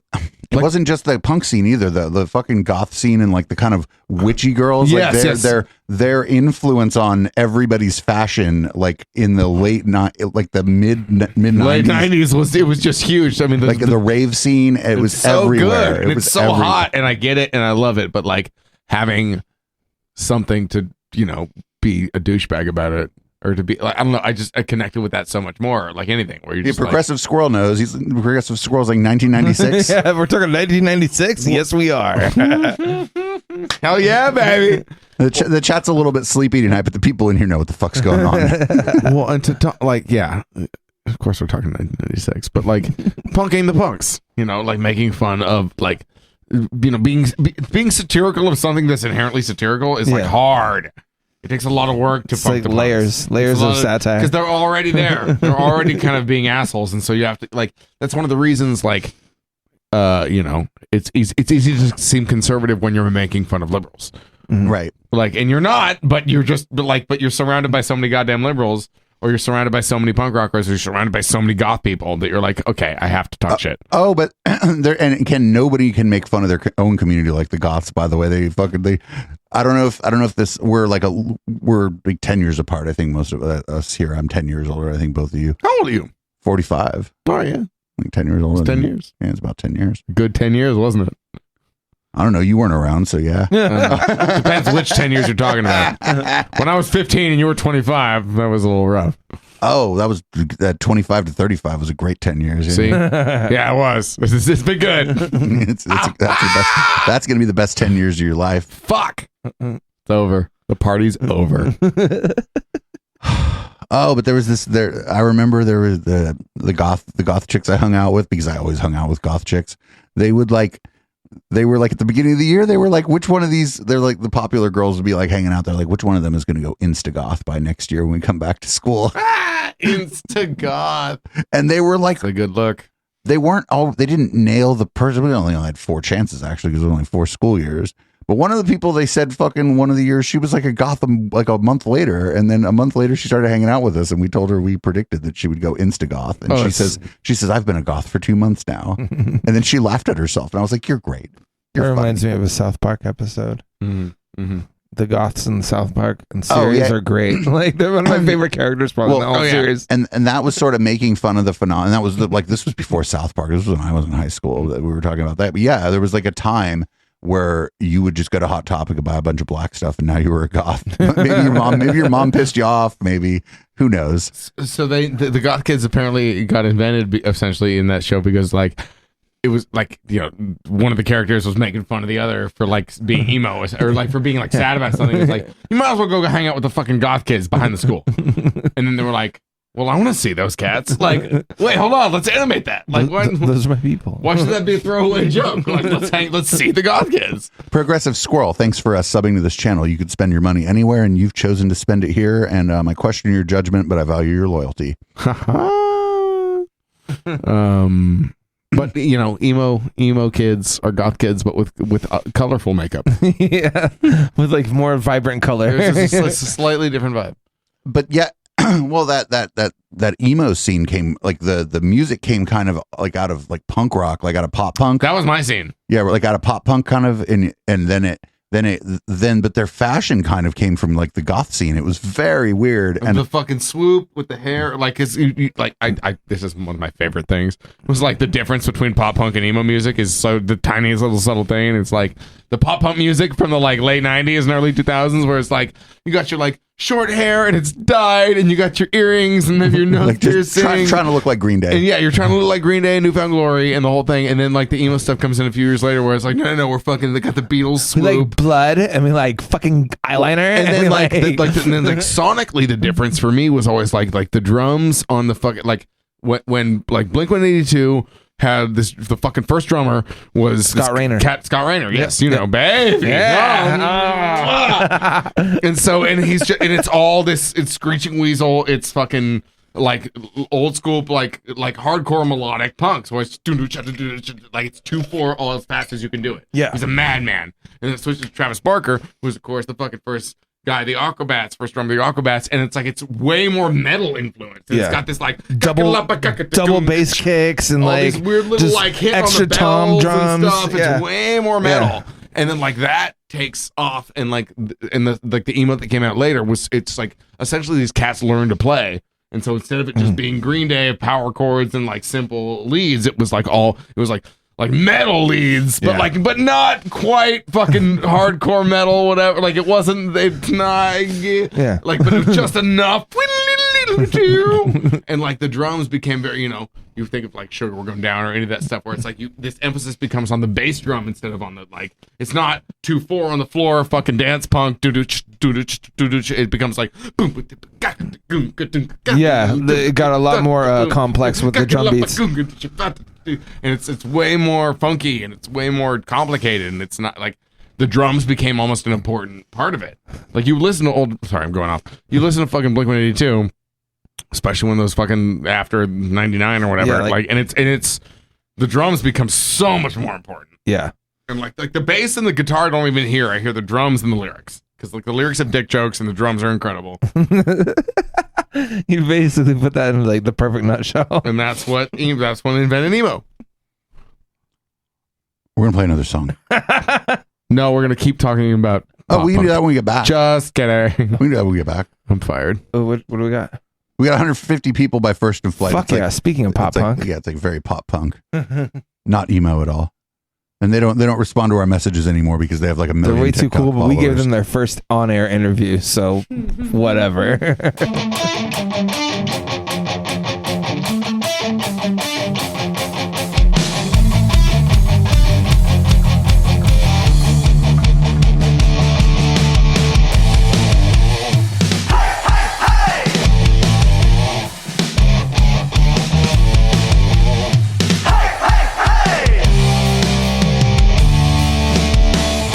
Shakes as the bass creates a space where your past is discarded. A pretty thing like you should never look so blue. Come on, the night's just started. 150 people in this house. But if you follow me, I'll get you the best seats. 150 people in this house.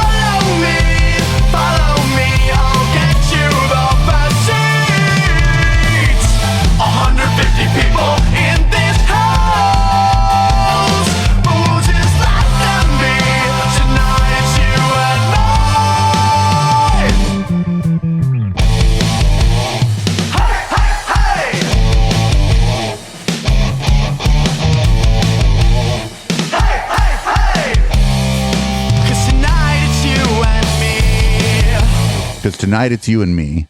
That's First and Flight, 150 people in this house. That song is about trying to find alcohol at a party wherever there's no alcohol left.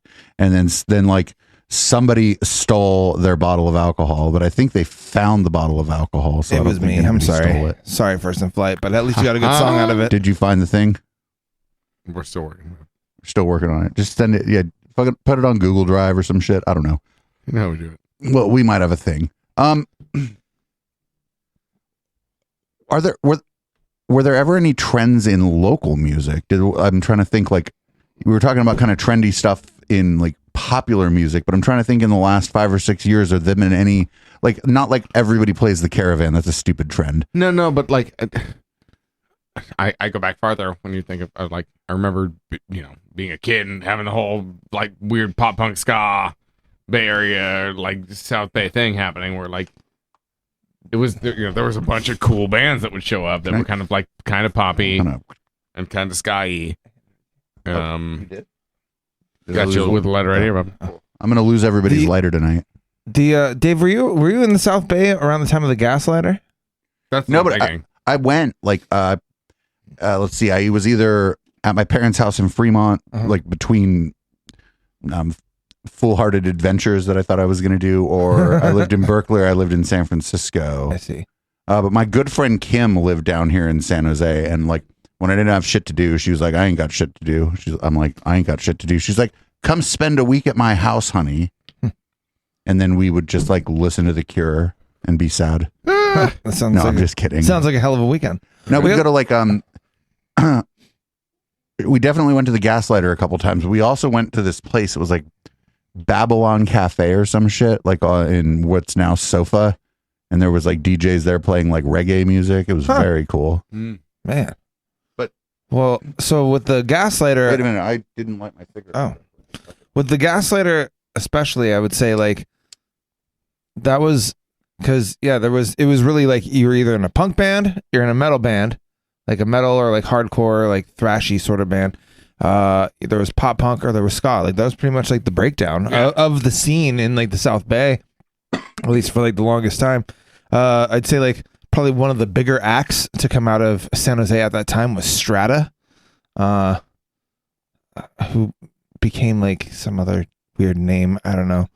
But yeah. Well, there was a weird like San Jose is not like SF where like people come there and they're coming Like, yeah, I'm taking a great visit. weekend vacation in San Jose. Yeah, and so like like that level of commercial musicality like just didn't quite make it into the, and then like noticing I was in Oakland for a while and like noticing like shit is like crusty up there and the sound is very raw and they're like the sound is very like our band never quite made it work in Oakland because I can't think we're too major and we're too like our just chords. It's like I come from musical theater. I like Meatloaf. God rest his motherfucking soul. Yeah, and like it's all very and like the Oakland Cats didn't quite yet. Like there's not. I love them to death, and I would love to make that work and like some hardcore shit that would work.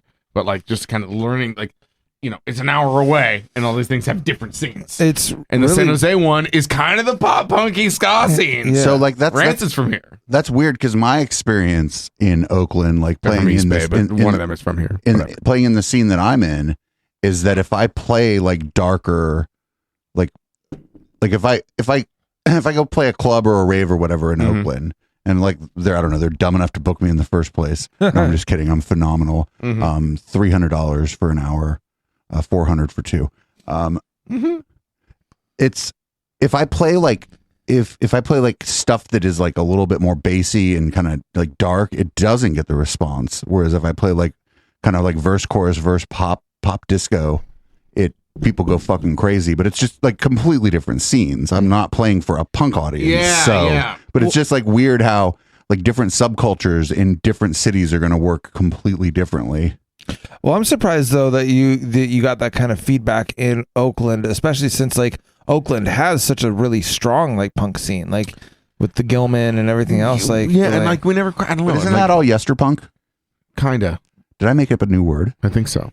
I mean, I'm clearly not the first person who ever called anything yesterpunk. Yeah, I never talk shit or whatever. Like we might just not have been good enough. Like our band just might have sucked, and I might just not have worked hard enough to fucking make it happen. I mean, there's all kinds of things that'll make you like But- not get the response you wanted to show. Though it's never one thing. But I always noticed like the sort of there's like even like the garaginess. Like there's a certain droney nature. Like our music is not droney. It's kind of not dance music. Like it's not. It's like It's melodic. It's very. It's like musicals. It's like Meatloaf again. Like, and we were even saying before you got here, like that there's like a bit more of a storytelling aspect. I would say. yeah, to and so like I think of like music that like gets people dancing, and it's got this like. Boom, but that's at a dance club, not like a. There's a drone, and like now I feel seen and attacked. Good. Fucking good, Dave. It's time for you to get knocked down a peg. But there's also just also like a million things that could be happening at a show. Like of course, like if you like, what if the sound was dialed differently and there was the bassist was turned up a little bit more and people like heard more of that in the or what if for a band there's just like so many more variables. And if I go to a place, I just got to like, what was the guy playing before me? Mm-hmm. Oh, people didn't seem to enjoy that. Well, I'm going to do the opposite of that insofar that I can. Whereas like it's different with a band. So it's like harder to like read and then to just go in there and like read the crowd and give them exactly what they want. It's much harder as a band, Well, unless they're there to see you, which they fucking well should be. God damn right they should. Well, and then also as a band, like you have a set playlist usually. Like I mean, I don't know if you guys really like improvise much off of like what you're gonna do, but most bands will be like, okay, we're gonna do this song, this order, this way, and like. Yeah, it's only calculated. It's only like when we skip stuff or like occasionally we'll throw something in there, but like for the most part we have it organized enough that like occasionally I'll be like, that's just not gonna land. It's too slow. Like, but we're almost dialed into the point now where it's like it's so, at the risk of sounding conceited, it's well rehearsed enough that we kind of don't throw in a lot of mystery. We kind of just do it the way that it's supposed to be because it's better that way. It's more interesting that way. It's like it just keeps everybody on the same page. And like truthfully, we have a newish rhythm section. Dude, your new drummer is good. Dude, Andrew is a fucking master. He's good. He's super good. Him and Armando are fantastic. It's really cool. Like, not to blow smoke up their asses. They'll never listen to this. You could have brought him here and they would have heard me say that. But next time, bring more roughies. Yes, sir.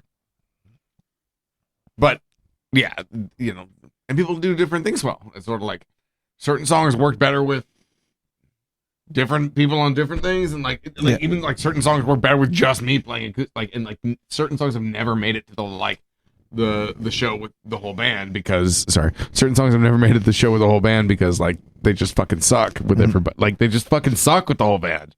And it's like there's a reason why. Why is it? It's because I'm singing in the lower octave, and like in order to get to the high octave, it's too high. There's all these weird little reasons. Well, do you have any like other projects that you like save other songs for or anything like that, or not really? Yeah, like I think like when you write stuff that ends up being just acoustic, what if you just called it Patty K? I don't think your band would be mad that you were cheating on them, that you wrote an acoustic song. That's true. And if they did, you could just blame it on me. Be like, listen, Local Love is an influential thing in the San Jose scene, and we just need to like kind of like take their advice. Well, it's because they've all been Ruffy songs. Like, I feel like if I wrote something that were like Ring a Doo was a thing before the Ruffies. Like, I've known you a really long time. Like, Ring a Doo was like around before the Ruffies. We didn't have the name yet. Yeah. You're totally right. Like, and that that's almost the point. Is like the Ruffies is like It can go in between. It can be the hardcore punk thing, and it can be the weird folk solo thing, and like it's sort of this. I'm talking about like again with my head so far up my ass right now. Like I realize that we got old brown eyes here. But hold on. Shut up. Hold on. As your band gets more popular, and I believe it will, you need to get better about talking about yourself. Because I'm very good at talking about myself, and it's a little cringe listening to you struggle to talk about We're the yourself. greatest band in the world. Thank you very much. No, exactly. It's fantastic. Thank you. There will be no cringing. No. Hopefully it works both ways. Hopefully it works as a solo acoustic, like a good song works with just the lyrics and just the fucking acoustic guitar, and then it works as well with the whole band. But at the same time, there are certain songs that work better with the whole fucking band and work better with and there can be a million reasons for that, I'm just thinking of it. What's your plan for the Wasteland? Without the drums at the beginning of the song, there's nothing. You know what I'm saying? Like, yeah. There's just nothing there. It's so funny that you say that because like we've been playing it for so long without that because Lauren was the drummer who did that, and that was kind of like it's not that other people couldn't do that, but he was so fucking good at it. Yeah, like it was so perfect. I mean, I miss it all the time. And it's not that Andrew or Caleb or the other fucking drummers couldn't do it, but like it just like things work better with different things. Like the arrangement worked better differently because different people have different like emphases. The reason I like it might be a little bit selfish, but like if I'm like just like say like I don't know, it doesn't matter what night it is except for Thursday because we play this MC Lars song making fun of Scientology. We start off Thursday. By the way, MC Lars is super cool. I like emailed him. I'm like, hey, we do this show where we make fun of Scientology and cults, and we found your song. Can we use your song? And he replied, and he's like, I'm going to be very upset if you don't use my song. He's like, you're very cool. He's like, I almost forgot about that stuff. He's like, yeah, go ahead and use my song. He's like, there's a video, right? I'm like, that's what we want to use. That's what we're going to use. And yeah, so like it's really interesting. Like one of the things I've found, and it's something that there's going to be like some kind of entertainment startup that's going to leverage. Here, I'm giving away the game. There's this way in which independent musicians absolutely need to be hooking up with people like me, because or people with much bigger channels than me, and having like, oh, I got to take a break and go to the bathroom. How big is your channel, Dave? I'd have to show you on a different channel. Oh, baby. Subscribe to Dave's OnlyFans. Ha ha! Sorry. Oh, that would be very funny if I was on OnlyFans, but then it would just be like I don't know what I would put on there. Anyway, Chip, let me get that dab. No, but there's if somebody's got a few thousand people watching their live stream, right, and they get up, they got to take, they've been streaming for a couple hours, they got to get them, take a break or whatever, go to the bathroom. Yes. Don't you want them to play your song? I do. Even if they got 80 people there that are just totally fucking into it, like, don't you want and I think that there's some every time there's a way in which Twitch kind of does an okay job with this, and I think insofar as I think that they're just owned by Amazon and they tell all the record labels to go fuck themselves is my take as to what's going on right now. But what if they didn't have to do that, and you could just there was like a license for your song that everybody recognized and understood. You're like that if somebody's doing a talk show or a video game stream or whatever, and they want to play the song and they take a break, and as long as they say, oh, this song's by the Roughies, and they play the fucking song, then I'm cool with that. Like, because that's what I want. Right.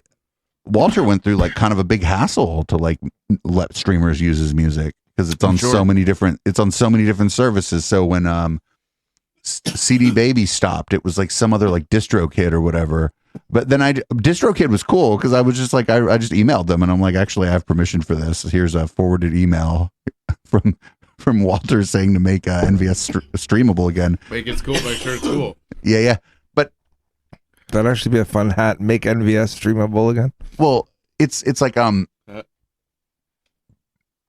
just don't think that like there's a local band or whatever that if they found out that somebody locally in their community was using their music on their stream, they'd be like, what I want you to do is send them a DM. Yeah, exactly. Like what the fuck? Who the guys? Like who's playing my song, dude? Like what's up with them? Then you watch their channel and you're like, oh, they don't like women. Yes, send them a DMCA request, please. Wait, what does DMCA mean? A Digital Millennium Copyright Act. It's why stuff gets taken down, or like if you're watching like a video on Facebook or whatever, and then all of a sudden the audio is gone, it's because somebody thinks it's their audio. Okay. We get that all the time. Like Warner Music takes down the fucking VOD of Local Love on Facebook, and it's like none of the people were playing. Oh, wait a minute! First in Flight might be on Warner Music now. No, but I know what you mean. Like it's you click yes on all this shit, and you don't care what the fuck is happening, and suddenly some lawyer, like some pencil pusher.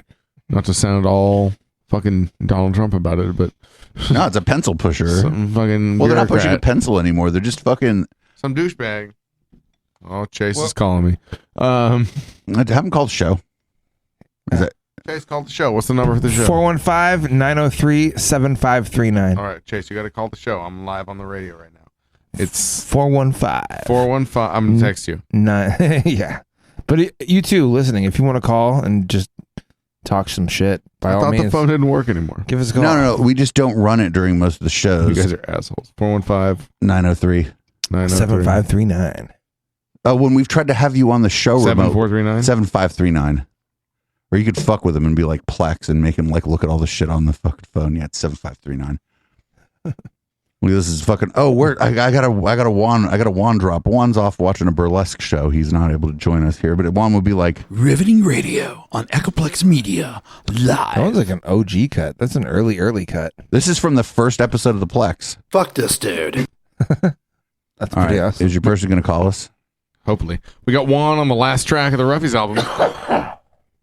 He's playing piano on it. No shit. Yeah, dude, that's awesome. If I could send it to you guys, I would.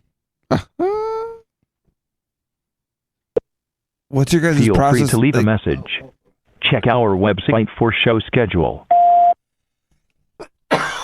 Our process, you say? When you guys are like doing like a live recording, do you record all at once, like you're doing like a live show, So, or yeah, do you isolate like one at a time? We use no metronome. Okay. So it's all natural. I lost my lighter. Trying, it's going straight. He's calling. It's going straight to voicemail, Dave. What the fuck? Tell him to call again. Tell him that it's all Dave's fault. Oh, we're there. Oh. Hello. Thank you for calling Local Love. Local Love.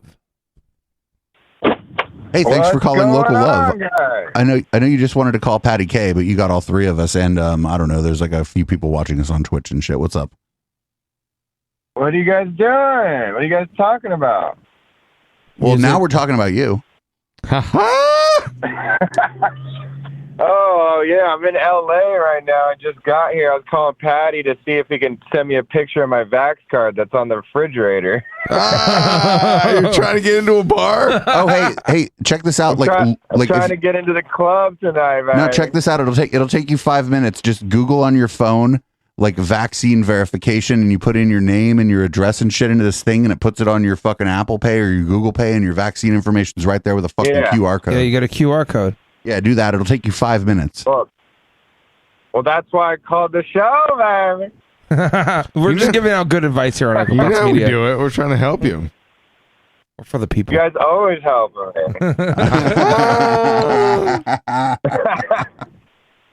Only one way, we're trying to plan baby. out a big Ruffy show. We're trying to plan out a big Ruffy show coming up. It's going to be pretty big. Tell us more. Will you It's let me gonna be all DJ? Will you let me outdoor DJ, or friendly. will the crowd like mutiny? Oh, no, yeah, we'll let you jump on the decks. Of course, baby. You know how we Fuck do it. yeah. Fuck yeah. We'll let you serenade the decks. This is our new manager. This is Chase. He's my roommate. He's our manager. He's making things happen. He's way better at this than I am. I'm confident. I'm confident that I know who I'm talking to. Yeah, I mean, if it has anything to do with throwing a party, definitely that's my specialty. This is your lobbyist. This is your lobbyist. The first time I met him, he's like, actually, this guy might be somebody in the scene. I'm gonna give him some computer parts. Yeah. Oh, I know you're legit. Dude, I love you been on guys. the You both show, know I've about heard shit. the show. You both know about so much shit I don't even understand. Oh, by the way, next time Patty K if Patty K ever has to remote into the show, will you help him because you understand computers? You understand technology better than he does. Oh my God, every single time he's like rushing to get the phone. I'm like, why aren't you on the computer? He's like on the FaceTime, he's on the phone app. I never know what's going on. He's got the headset going, the phone's like leaning up against the freaking fridge or the shelf. Hey, but you know, he usually makes it happen, you know. Oh, babe. So which club are you trying to get into tonight? I'm trying to go to it's a academy in downtown LA. Yeah, I'm telling you, man. It's like a Dirty Bird record show. My buddy Artelon. Oh, hell yeah. Here. Are you in that Dirty Bird group on Facebook? No, but I mean, used to go to their parties when there were like 100 people parties in Golden Gate Park. You know, when we were kids. Man, the good old days. Shit. That was back when- good old days. I remember those old school Dirty Bird parties before it got all like big. I just remember back in the day when a person could get a permit for amplified sound in Golden Gate Park. Now they don't do that to you anymore because all them fucking apartments around there, like $4,000, and all those rich people think they shouldn't hear some techno music. Yeah, there's ways around that. You know, we'll find a little nook or cranny on the park and get it going. You know. Oh, that'd be fun. Yeah, throw a renegade in the park. I got like gear. I got like gear that it would be okay that if it went away because I need to replace it anyway because there's a whole bottle of wine in my controller. Oh my God! Last time I did a party, someone spilled a whole glass of wine in my mixer, and that was like a $2,500 mistake. Oof. Ouch. Oh, the first rule of an actual like ravey rave: use someone else's gear. Oh, I know. Yeah, next time I'm for sure renting the gear and just getting insurance on it, you know? Has anybody ever done that? Has anybody ever gotten like a rental car and like fucked it up? And like, my friend did, and it turns out the insurance doesn't cover the kinds of things that you could actually do to a rental car if you were trying. I see. Well, no, the point will still go against you, though, I think. That's the thing. So your insurance rates will raise for 25% for like 3 years. Ah. Well. Even if you make a through their insurance. There goes that plan. Here's the thing. If you go to a city and they have like a train, don't rent a car. Just take the train and get Uber and shit everywhere. Oh, I've never even been on public transportation in my life. Dude, we're gonna have a meeting when we do that. When we do the Roughies party. Be in control of the wheel. When we do the Roughies party, we're gonna have a meeting on light rail so that I can show you public transit. I need a lesson. I need a hard lesson. You bougie fuck. Wait, you've never? Wait, did you ever live in San Francisco? No, but all my friends that live there, I was like, I don't know how you live without a car. They're like, it's great. I don't have to pay car insurance, no gas. I'm like, yeah, but what happens when something bad happens in the city? You need to get out of there. And then COVID hit. Well, no, like San Francisco. So like San Francisco is great. Like I lived like kind of near Church and Market, so I could walk to South of Market and I could walk to the Castro, and that shit was great. Yeah. I got rid of my car. I got rid of my car after the third time somebody broke my window. See, at that point, it's like, I know that's. And I was in like a nice neighborhood. I was right next to the Castro. I had a friend who like he kept getting his car broken into in San Francisco, and so finally he just started leaving his windows down, and then somebody just took a shit in his car instead.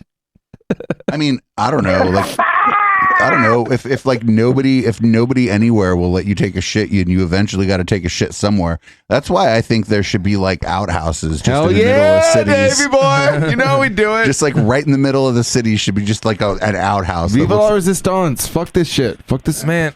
A few years ago. Hey man, so check I'm this not out. gonna lie. Fuck criminalizing shit. Go ahead. I'm not gonna lie. The last time I was in the Mission, I was just walking, and all of a sudden, this homeless person just drops the drawers, and it's just straight up. It's just the Hershey squirts from death, dude, all on the sidewalk, and it just pulls his pants right back up. I was like, dude, this is not it. Like no shame whatsoever. Just fuck it. I don't know. Like, yeah, but like what other option? Like, where else are you go. gonna? Like, if you had to take a shit that bad, what would you have done? So I a couple years ago, I was stuck out in San Francisco. My phone battery died, so I ended up walking like all the way from like Japantown towards the train station. Wait, his phone just answered a question about whether or not the battery was dying. Did you hear that? That was weird. That was creepy. What? That was really, really creepy. It was his phone. Always right? listening. But anyways, my battery died. I really had to pee, but it was so hard to just even find somewhere to hide and pee. No, that's why when you're in public. San Francisco, if you got to pee on the side of a building, you just find the nicest looking building and pee on the side Dude, of that. I remember going to Berkeley when I'm like 17 or 18 with my homies, and we're seeing the Blood Brothers and Against Me play in like the square in fucking Berkeley, and like the best show of my life. And I remember getting in there and just having to shit so hard and so bad that I'm just searching so hard in downtown Berkeley for some public bathroom. Anywhere. And when you're a spoiled brat from the suburbs, you're like, what the fuck? How is there nothing to shit in? That's what I'm saying is like the problem with people taking a shit on the street is because like I don't know, like putting like them, you know, them green bathrooms they got in downtown San Jose. Those ones that supposedly clean themselves. I'd fucking like whatever. Like, would you prefer that or not having that? You know, they got to have that shit everywhere in San Francisco. They just got to have it everywhere, and they got to. Well, yeah, but it has to be free at least. Yeah, baby, you know we do it. Your tax dollars at work. We gotta rally for the people, man. We gotta rally for the people, dude. Now that we're on the subject of shit. Now that we're on the subject of shitting in San Francisco, one time I was there for a party, Golden Gate Park, and I really had to go. I found some little bush, and I'm squatting there, and I laid it down. I was like, oh, cool. And then I go to like stand up, and I'm like, shit, how am I gonna wipe my ass? And then I realized I accidentally shit inside my sandal and stepped in it. Oh no! Oh no! I shit and it dropped into my fucking sandal, and then I stepped and smeared it into my sandal. Chase, check this out. I can't make this shit up. So Chase, check this out. I'm telling you, you just Google how to like verify your vaccine on your phone, and you won't need the card. It'll all do it for you. Yeah, I'm gonna do that. Like scale of 1 to 10, how drunk are you right now? 0. Oh, then you can totally do it. Yeah, I was gonna say you could do it all the way up to about 8 or 9, actually. I'm at a full 0 right now. I literally just parked my car, just got to Beverly Hills. I'm sober as a judge on a nice Monster Energy drink right now. Oh, you're on 9 Monster Energy drinks. So my advice to you as you try to go through this process is slow down. Yeah, no. I'm on that redneck sugar, baby. I'm on that redneck Red Bull, baby. That Monster, baby. Dollar store cocaine, man. Hell yeah. On that sweet sugar. You know what I mean? All right, Chase, thanks for calling in. We're gonna baby. Chase, thanks for calling in. We're gonna play a Ruffy song. This is What's Your Plan for the Wasteland. Chase, good luck and baby. I tell you, plan for the wasteland. Oh fuck yeah! I tell you to be safe, but like whatever, you know how to do that. You're a seasoned professional. All right. Yeah, thank you guys. Love Later, y'all. baby. Love you. I love the show. All right. Ciao. Sweet Chase. At some point, we are going to have to do a whole show about how good this show sounds.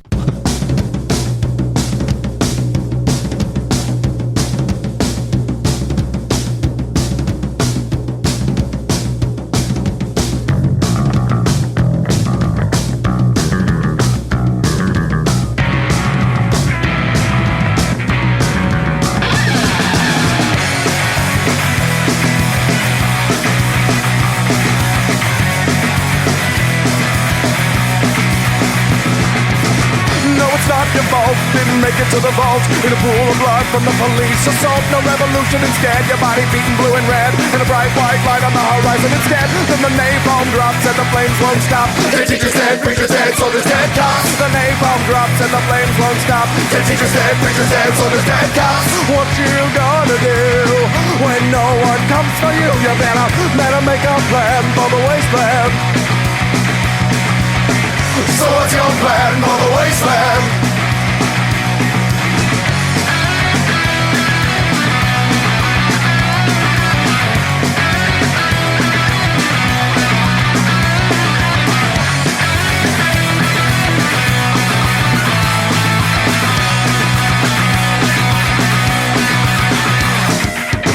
No mutants and martyrs, just malnourished kids telling stories about all the fun stuff we did. No gas for the car and no shells for the gun, so sit back, relax, let the cannibals come. You wish they were zombies, but there's breath in their lungs. Breath in their lungs. What you gonna do when no one comes for you? Oh, what you gonna do when the hungry humans come for you? You better make a plan for the wasteland. So what's your plan for the wasteland? What's your plan for the wasteland? What's your plan for the wasteland?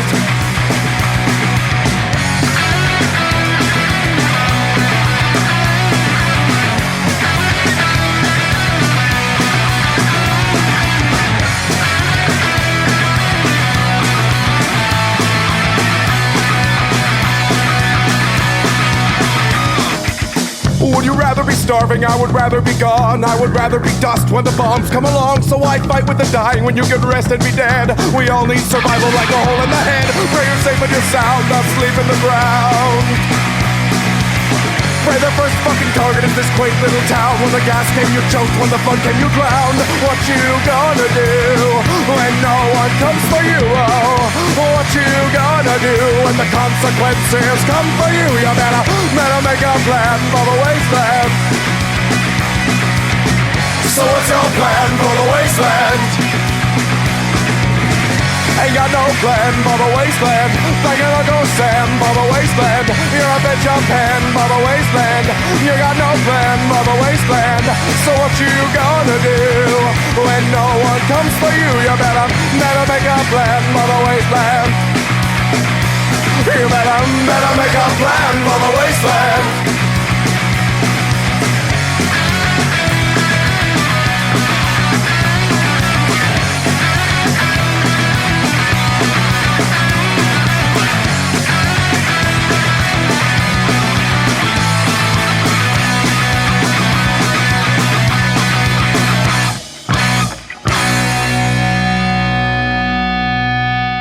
Loops is right, Risto. I don't know what you're doing, but you made it look like our chat was active, and maybe that's good for the algorithm. Oh my! Welcome back to Local Love, everybody. I think we're about to close this fucker out and move out to the other side because we're 2 hours and 18 minutes into the podcast. Hey, dude, this is like old times. Like when we do a 2-hour show. No, remember the show was fucking 9 to midnight? Man, sometimes, yeah. When we were out in the living room, the show was just straight 9 to midnight. What happened? That's why I showed up late. We would post it in like 2 90-minute segments. It was, man, the old days. Hey, I remember the old days of Ecomplex Media. There wasn't, You already do. Well, mostly me and the media wench weren't becoming a cult of personality at that point. And so there's like a whole other thing going on. Media wench she asked me, she's like, are you going to put me in check if we ever get famous? And I'm like, no. Like, what? I thought you were going to do that for me. What the fuck? Not my job. Not my job. So, Local Love is a lot of fun. I only do it because it's fun. We made a little money. This is really a labor of love. We made a little money tonight, though, thanks to the community. You're always supportive. There's some of you who will just hang out during anything. If I just put up a screen that said, no stream, please watch, there would be like 4 people in here. They'd be like, cool. well, Dave wants us to watch. That means you're doing something right. Probably confirmation bias for people who generally agree with me, actually, but that's a whole other discussion. Red light, we could talk a little bit about that shit during red light. We're gonna close this out, and we're gonna play a Melted State song. But before we do that, Chip's gonna read the show out. Thank you for tuning into Local Love. We usually do this show on Tuesday nights from 9 to 10 p.m. and sometimes later. You can find the show live every Tuesday night at 9 p.m. Pacific. You can find the show on any podcast streaming service. Just look up echoplexmedia.com or Local Love. Let's see. If you are a musician or you know one and you are in the greater Bay Area, that even means Santa Cruz and even Sacramento, go ahead and send us your music. Go to echoplexmedia.com/submit. Follow the instructions and you too can get your music played on the show. We might just call you for an interview and you will get your music played on the 24-hour stream. That's right. echoplexmedia.com/radio. Submit that shit. All the music that you hear on this show and all of our shows previous, you will find on that service. It's a commercial-free streaming service brought to you by echoplexmedia.com, full of local music. So submit that shit. Submit that shit. I don't know. Did I miss anything? Time you've wasted wondering where she's been. You're